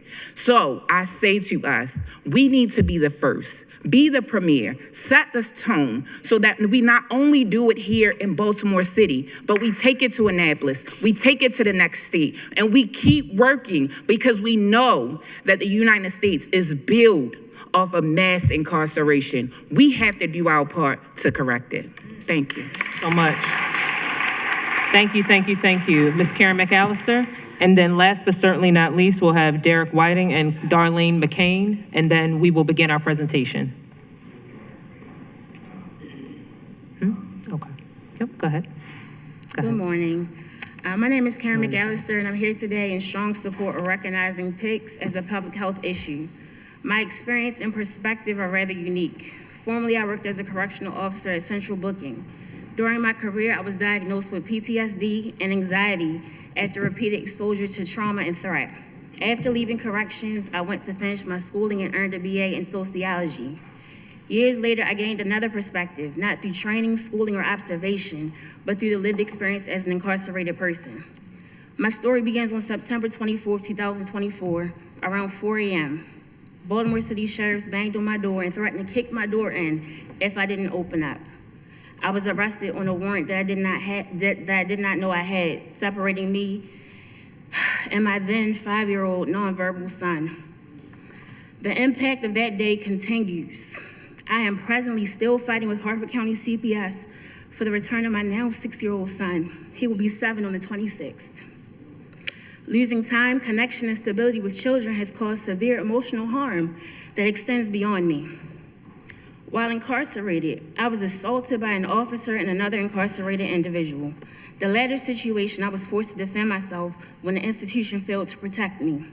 While incarcerated, I experienced verbal, mental, and psychological abuse, isolation, hunger, extreme hot, extreme cold, degradation, excessive punitive sanctions, which rendered to excessive time on lock.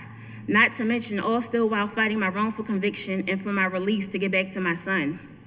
My rights and my dignity was violated. While incarcerated, I was deprived of my medication to treat my mental health conditions from March, the beginning of my 12-month sentence, through October 2025. I went without treatment. Cruel and unusual punishment is forbade by the 8th, but if this isn't cruel and unusual, I don't know what is. I'll allow it. Keep going. Thank you. This would never happen to a person with diabetes or high blood pressure. Mental health requires adequate treatment, continuity of care, and compassion, just like other medical conditions. That experience reinforced something that should already be understood. Mental health is health care, and mental health matters. Yet it continues to be overlooked, and that is why I'm here today. Men and women experience incarceration differently, as you've heard already. Both can leave with deep psychological injuries. Men are frequently incarcerated in environments where threats of violence, physical violence, weapon-related assaults, gang dynamics, and hypermasculinity can become survival strategies and everyday occurrences. Women also experience violence and trauma while often facing additional challenges, including separation from children and histories of prior victimization. Many women return home carrying grief, anxiety, stress, and trauma, and the pressure to immediately resume the role of mom to older children whom she's been a part of. Talk about pressure. 85% of incarcerated women are mothers. This makes rebuilding their lives extremely difficult. And another issue, women are greatly underrepresented in this social problem. Programs, services, even incarceration, and even after reentry. I also want to challenge the assumption that people who experience prolonged incarceration are the only individuals infected.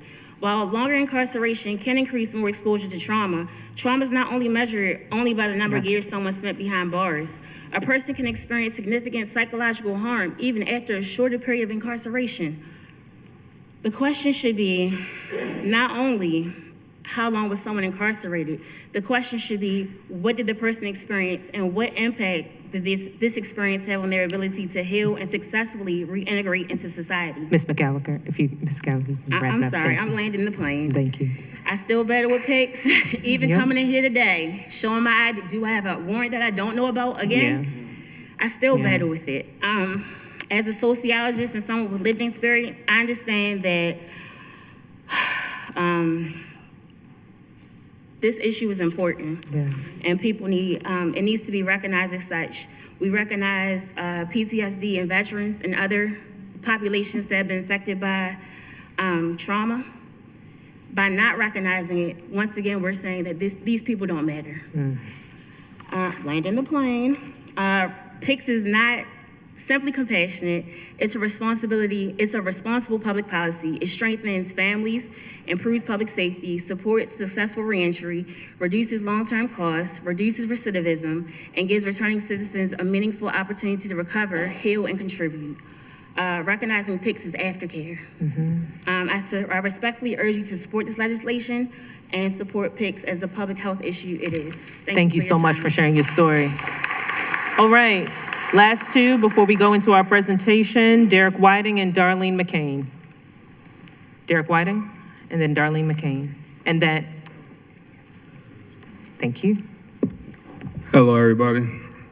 I'm Derek Whiting. I appreciate this body for recognizing post-incarceration syndrome. I appreciate Kevin Sherrod on his work, you as well. And so I'm speaking to you all as the executive director of the Flowers Whiting Initiative, which is a reentry program. Also, I am a returning citizen. So I speak to you also from experience of going through that process of that reintegration period and trying to figure out mentally what's going on with me. I also had the distinction of also being a disabled veteran. And so being hit with a double whammy, whereas though my mental health has been compromised, and me also seeking the support to remedy that and mitigate the effects of not having adequate mental health support while incarcerated. So I feel like that this is an important endeavor to further humanize returning citizens without the stigma being placed on them. And so being looked at from a public health standpoint, I feel like it only serves right. Just supporting my returning citizens, it takes a holistic effort to not only, ensure that they don't recidivate, but also just by encouraging them the support to move forward and to reinforce that resilience. And so I appreciate that body, like I said, engaging in this work, and I hope that y'all move forward with recognize it as a legit public health endeavor. Thank you. Thank you, everybody. Thank you so much. And also, Mr. Whiting is a elected member of the Democratic State Central Committee. Yes, ma'am. All right, you're welcome. Ms. McCain. Good morning. Thank you so much for having this necessary hearing today.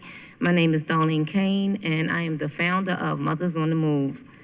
I've been advocating for over 18 years, mainly because I got in this movement because of my son who was killed by Baltimore City Police, never knowing that I was end up meeting Ms. Gwen Levi, who was talking to me about supporting second chances and second act. So, and not even knowing that after meeting her that my son would get incarcerated and I would become more involved doing this in the community as well. So I help hundreds of mothers who are impacted by community violence and police brutality. And I do laws and legislations. Every law that I have testified on have been approved.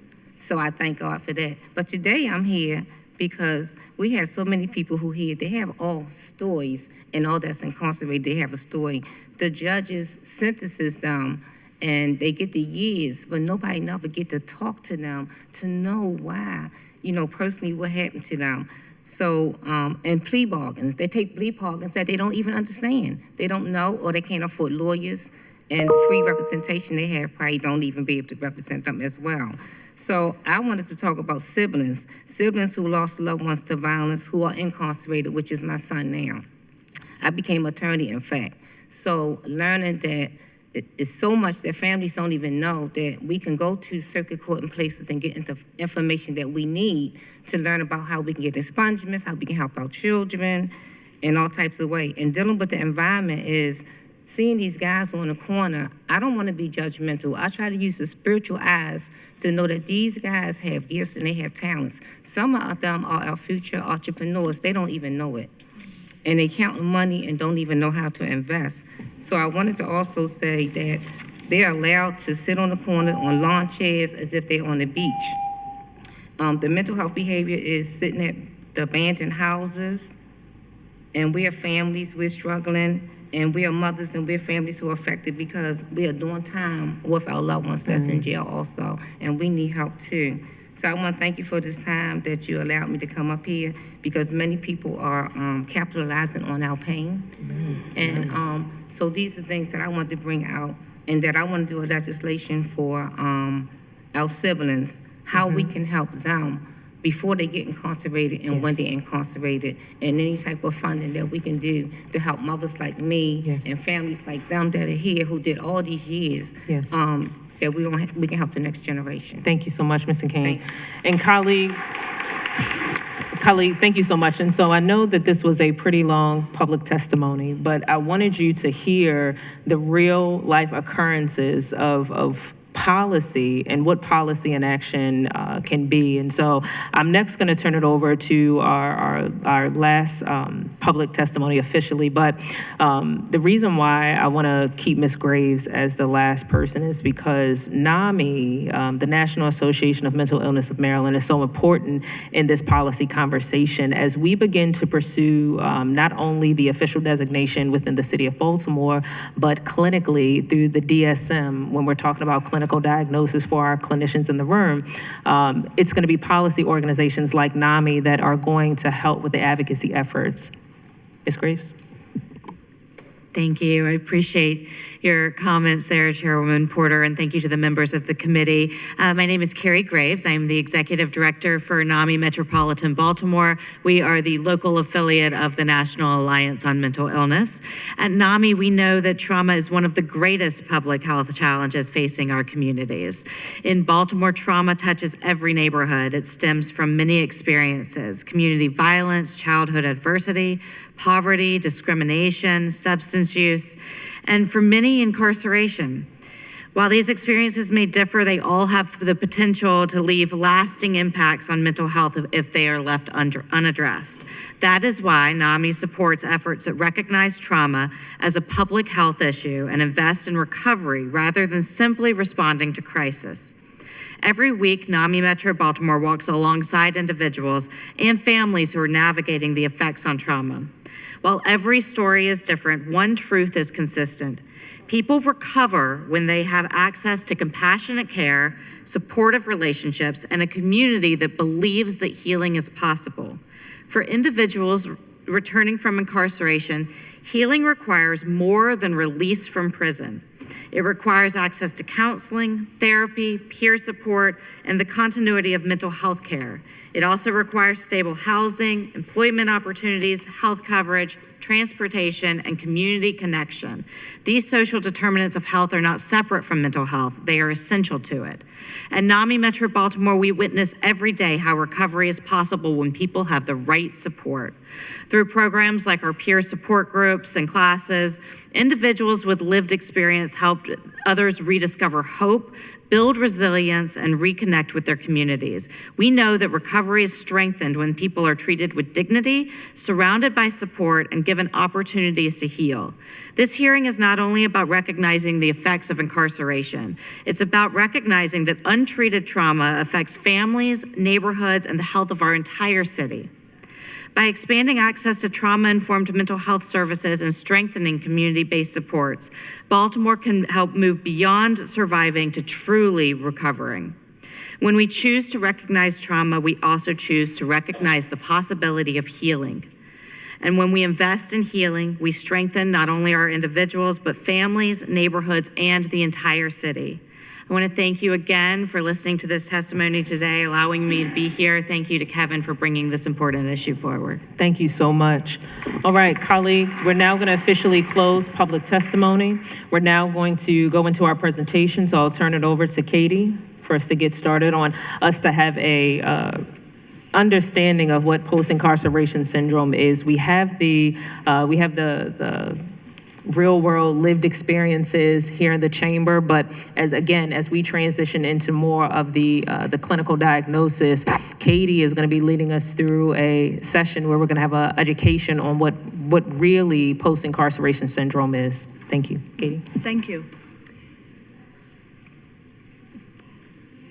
Will slides pop up at some point? Yep. And so, Marguerite. Oh, perfect. There you Thank go. you. Thank you. As a trauma specialist, I just have to name that what is happening here today, this is healing. What we're talking about is healing work. And every person who's bared witness today and who is in this space is already doing the work. And so we're just saying, and a little more. Thank you, Councilwoman Porter and council members and neighbors. My name is Katie Babcock, and I'm a licensed professional counselor, founder of Counseling for Professionals, specializing in PTSD, addiction, and domestic violence. I'm also a founding board member of A Life for a Life. Today, we are talking about post-incarceration syndrome. While the terminology continues to evolve throughout literature, the central idea is an important one. It asks us a simple question: what happens to a person's mind and body after living for months and years in an environment where survival is the priority? Understanding that question changes how we understand people, and it has important implications for behavioral health, public safety, and successful reentry here in Baltimore. Next slide, please. Oh.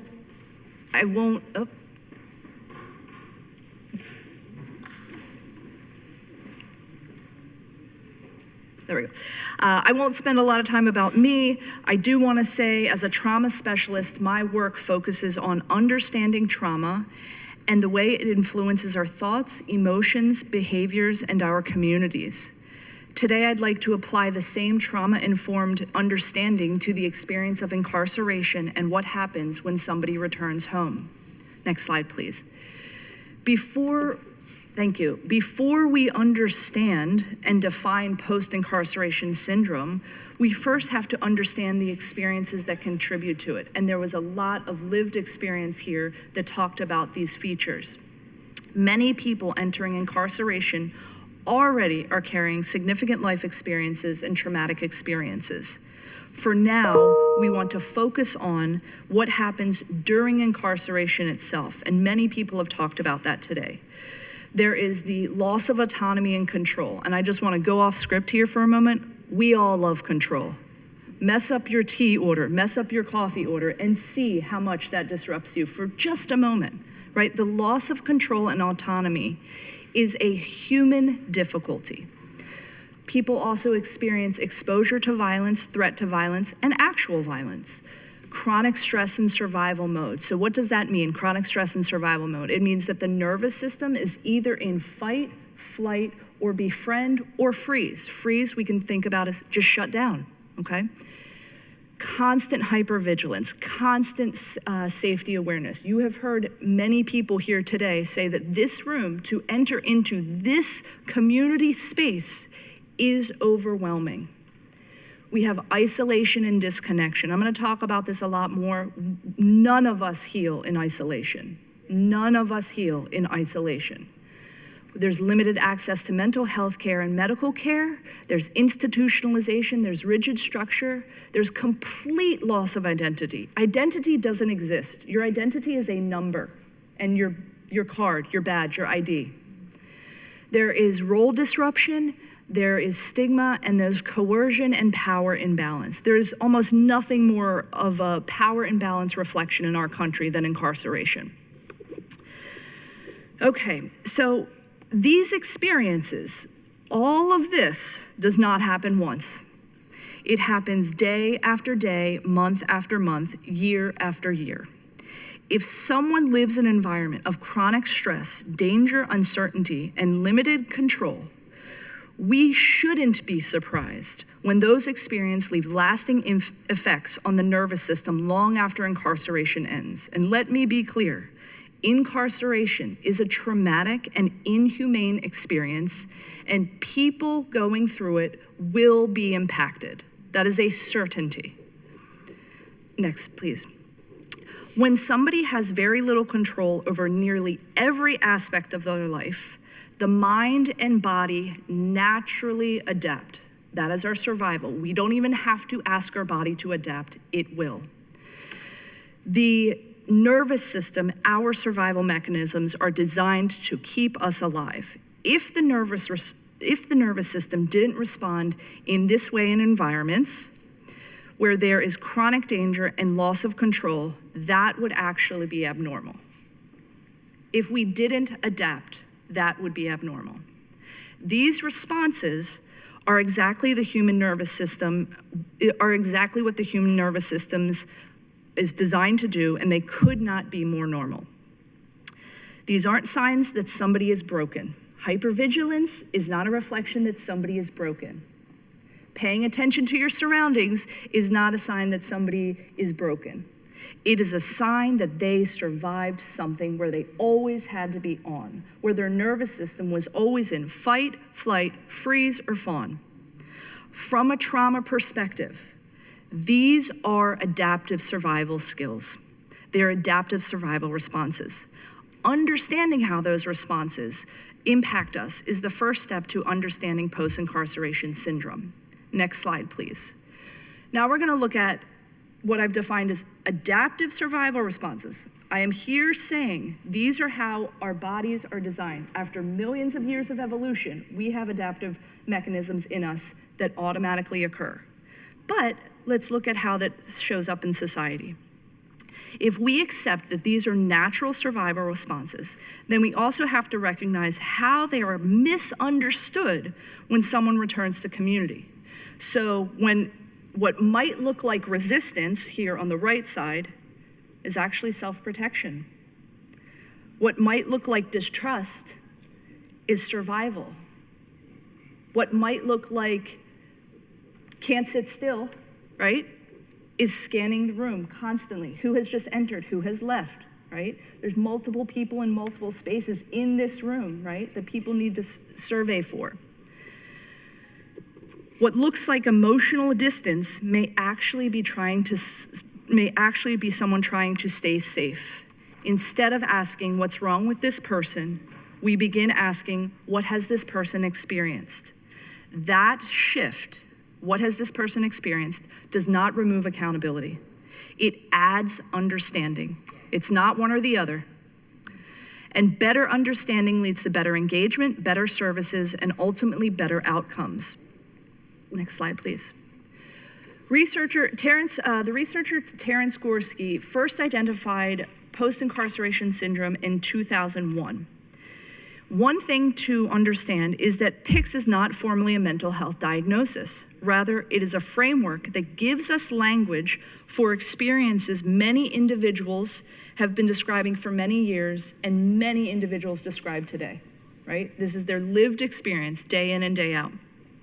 It helps explain how incarceration can continue to affect a person's thoughts, emotions, behavior. Make sure you're talking to Mike. Oh, yep, sorry. Yep. Accessibility. It helps explain how incarceration can continue to affect a person's thoughts, emotions, behavior, and sense of safety long after release. Post-incarceration syndrome is not about creating excuses. It is about creating understanding. Next slide. So here is also a slide specifically of what actually we've heard many people here share today. Post-incarceration describes a cluster of trauma-related symptoms associated with incarceration and reentry. Anxiety, hypervigilance, depression, distrust of others. I would even say what we learned today is distrust of organizations, communities, spaces. Sleep disturbances, emotional dysregulation, social isolation, institutionalization, feeling unsafe in crowded spaces, difficulty sitting with back towards others, sensitivity to sounds associated with incarceration. We've heard many people here talk about door slamming, keys, and then a profound, I would even say terror of recriminalization or returning to prison. This list is not exhaustive. I'm sure many people here have many other nuanced experiences of post-incarceration syndrome. Thank you. Next slide. Okay, so we're talking today about something to identify. We also have to look at what is happening, right? So not just what is happening for the individual in the individual, but what is being asked of them. Imagine everybody here. Some people don't have to imagine, they have done this. But if you had to find all new specialists, you had to find all new healthcare providers, you had to find a new place to live, you had to either go back to family or reestablish family and friends that you have not been with for a long time, obtaining employment and financial stability, all within 30 days, all within very, very specific constraints of your parole or your probation. These are, I would venture to say this is almost impossible. There are people here today who have done this, but this is a setup.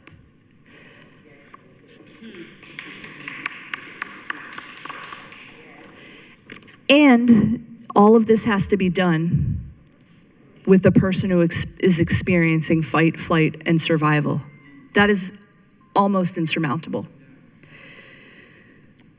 Almost. But some people have been able to do it.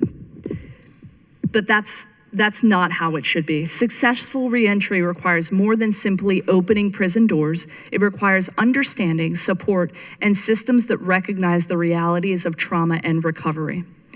Next slide, please.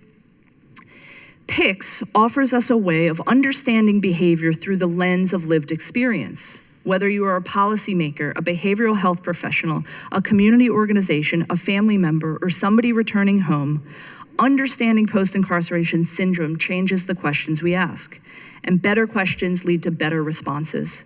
That understanding can influence how we design services, train professionals, support families, and strengthen successful reintegration in our communities. Next slide. Judith Herman is a trauma researcher from way back. She is an amazing trauma researcher. And one of her safety mechanisms or protocols for trauma is that the first principle of recovery is the empowerment of the survivor. We have to be in connection. Recovery and re-entry begins with empowerment and connection. And these words, that the first principle of recovery starts with the empowerment of the survivor, is how we need to leave. If incarceration is often defined by a loss of autonomy, dignity, and connection, then recovery must include opportunities to restore those things. Healing, and I will say it again and again, healing cannot and does not happen in isolation. We cannot heal trauma without community. We are tribal, connected beings. We always have been. And we cannot expect a person who has had some of the most or frequent or pervasive experiences of trauma to heal on their own. Healing happens in relationships, it happens in communities, and it happens in environments where people can feel safe again. I will close with this. Next slide. Awareness alone isn't the goal. My hope today is to introduce a topic because when we understand post-incarceration syndrome, we begin asking better questions. We begin responding differently. We begin seeing people not through the lens of incarceration, but through the lens of their humanity. And when we can see people through the lens of their humanity, we can also create things through the lens of humanity. When we understand, and when understanding is paired with meaningful behavioral health resources, strong community partnerships, and thoughtful policy, we create protective factors that strengthen not only our returning citizens, but families, neighborhoods, and the entire future of Baltimore. Thank you. Thank you so much, Katie. So, colleagues, we will have a line of questions. I'm going to turn it over to Councilman Bullock to ask our first question. And colleagues, you're able to ask 2 questions. So thank you, Chair Porter, for your leadership on this issue. What I have is more so of a comment than a question. But again, what I will say is that I was really taken aback by much of the testimony today. Part of my story of being here is seeing family and friends who were affected by incarceration. and that's part of the pathway of trying to make our city a better place. I know Councilmember Torrance had to leave, but I know his family's also been affected by incarceration. So many of us have been affected, not only our families, but also some of the people I've seen today, some people who are residents in our district, some people who are doing great work in our community. So those people who came out and took their time to be out here today, I'm truly grateful for it, because we talk about the humanity, right? These are members of our family, our brothers, our cousins, our sisters, our aunts, uncles, brothers, and everybody under the sun. So again, just know that we see you, and what you say is very important. And again, and for the family members that came out today, right? Again, I speak as a family member and how much we are affected by it. So again, just I'm grateful, I'm thankful for the work you did. I see Councilmember Conway, I appreciate your leadership as it relates to public safety, because we understand that these things are intimately connected, right? We think about the safety in our communities, in our homes, but also how it's affected. Kevin, I appreciate your leadership over the years. There's so many people who've been doing this work. Good seeing you 2 days in a row, brother. But again, I think that there are so many of us who really do this work on a regular basis. So again, Chair Porter, just thank you for lifting up this light, because it's truly an important issue for all of us who are in this room. So thank you. Thank you so much, Councilman. All right, Councilwoman Ramos.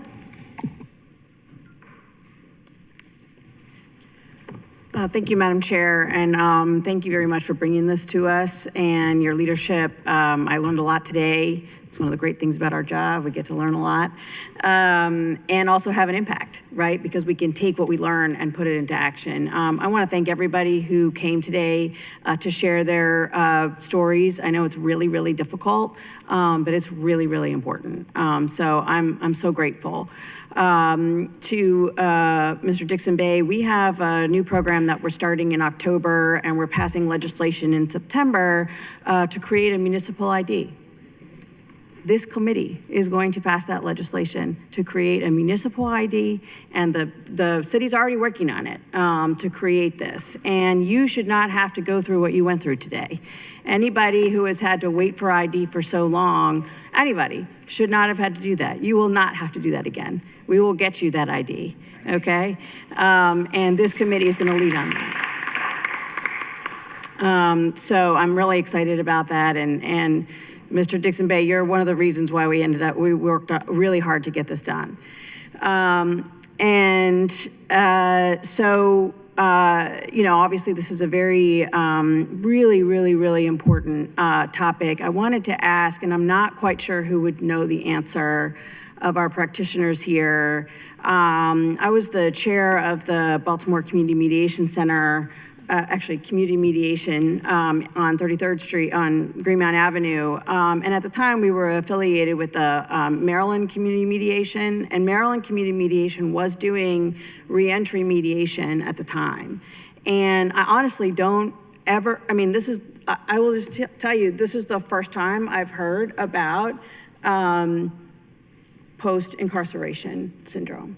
And so it seems that even that work to do the reentry mediation to help families go through it was probably misplaced a little bit, because there weren't the tools or the knowledge or the language to address it. And I want to make sure that if that program starts up again, that they're working in that space where it's, and I'm sure that they recognize the group recognized what was happening but didn't have the language.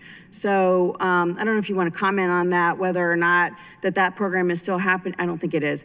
And, to make sure that once somebody is coming out, that there are the supports there. And I know the Madam Chair is going to lead on this at the state level, and we'll support her. It's just I'm just trying to understand what's there now. Thank you. You can hear me? Okay. Common experience. As a licensed clinician, this is new language. It's very similar to moral injury, very similar to secondary trauma, vicarious trauma, that this is a newer framework that needs to be better understood by everybody. So even as a licensed clinician, the A Life for Life Foundation, we did a continuing education of about 40 social workers and licensed clinical professionals this spring. And it was the first time I've ever done a continuing education where people stayed on after it was over saying that they needed more information. In my whole career, I've done a lot of trainings. People do not stay 20 extra minutes.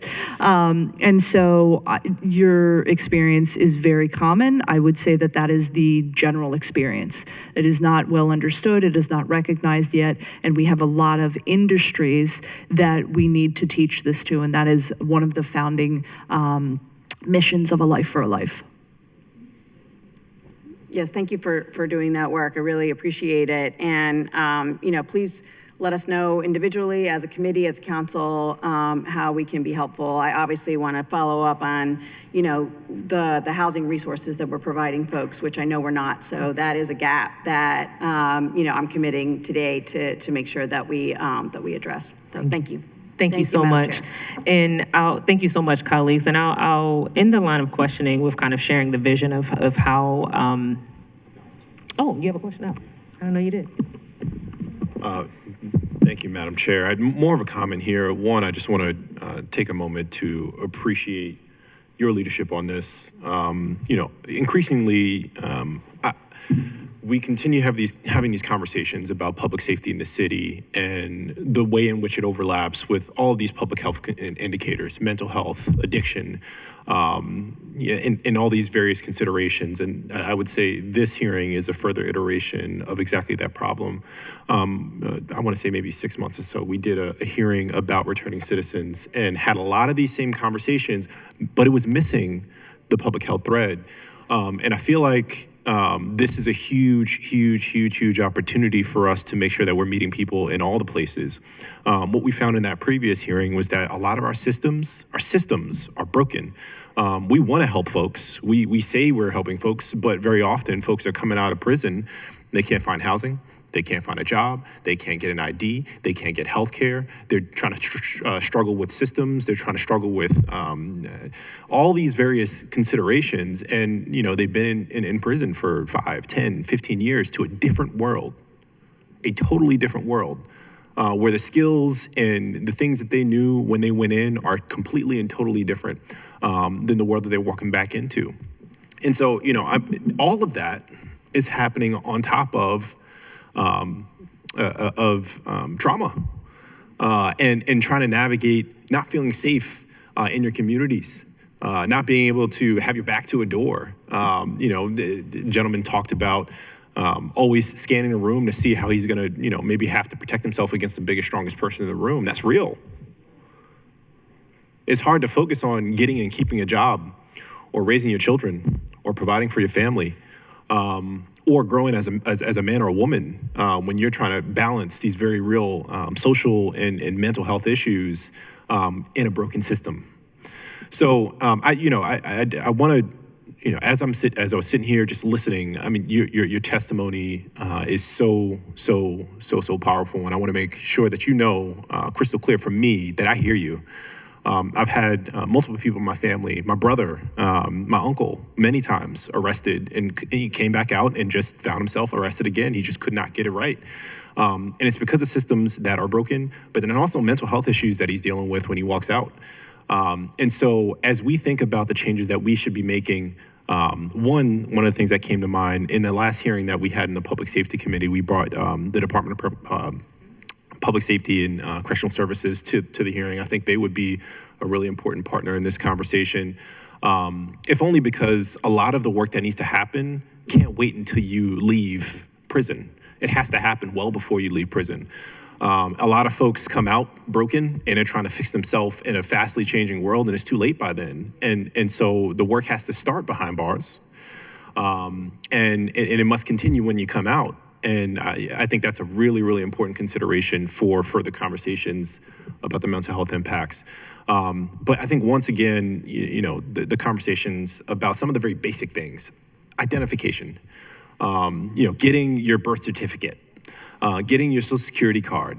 These are like very basic things. And the reality is a lot of these systems are broken for every person, but it gets that much harder if you're a returning citizen and you don't know how to use a computer.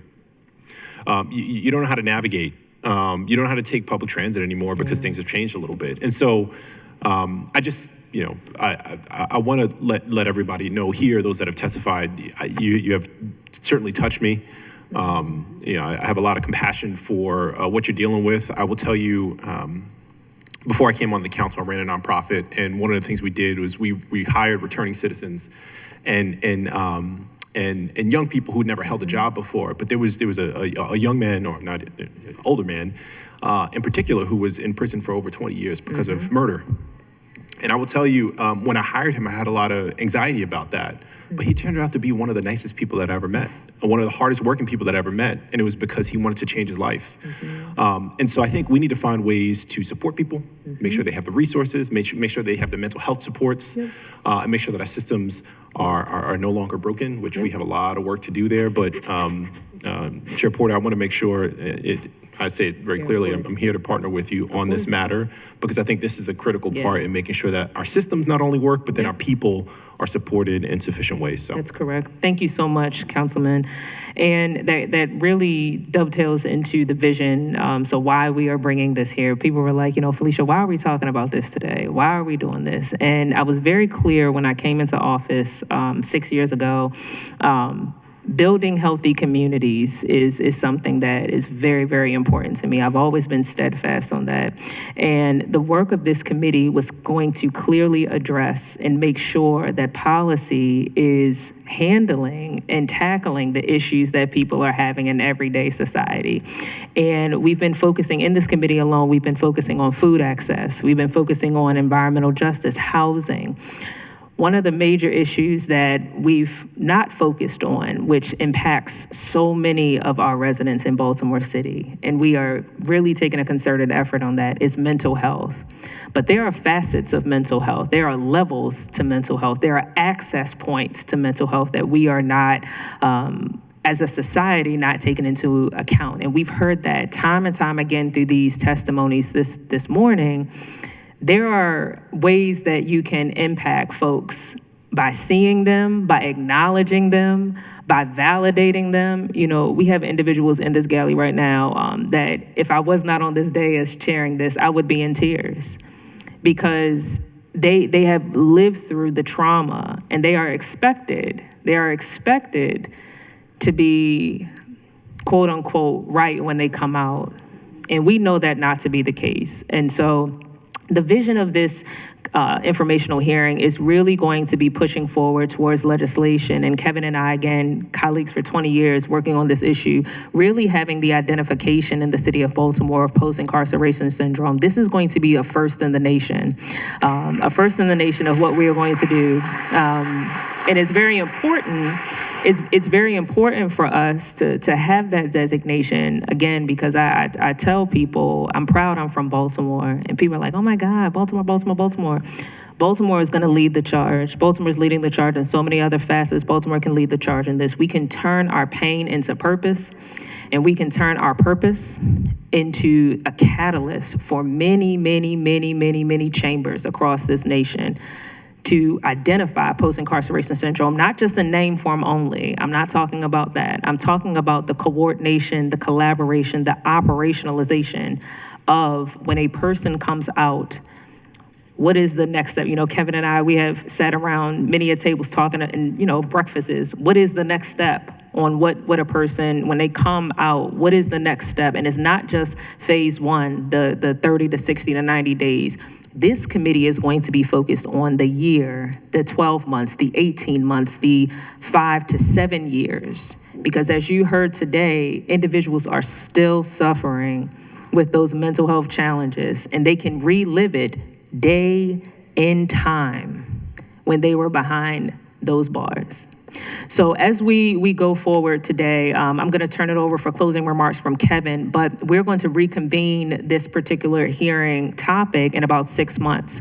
We're going to have specific action items where we're going to be making a plan forward in collaboration with Kevin and all in this room. I encourage you all, stay connected to us. My address, my email, phone number, and our office numbers are public. We will show you, if you come up here, I will show you how to access me. Stay public and stay connected to this issue so that we can get this right and make Baltimore the leader and the catalyst in this movement. Kevin? Thank you, Chairwoman. 2 long hours. I feel like I've been in a boxing match. You know what I mean? Because I'm hearing stuff, I got out of prison 20 years ago, but I write about it every day. I write about it in the Baltimore Sun. I've written several books about it. I speak about it. I've spoken about it in London, in Ireland. It never goes away, right? And just hearing people talk today is definitely triggering. But it's triggering for a good reason, because we need to hear this, right? And I just want to real quick, thank you for the support. It's unreal when you know that lives will be saved. When we're long gone and these ordinances, these laws are written, lives will continue to be saved. And that's why we're here. That's why we do this work. I just want to add two things. PTSD is not post-incarceration syndrome, right?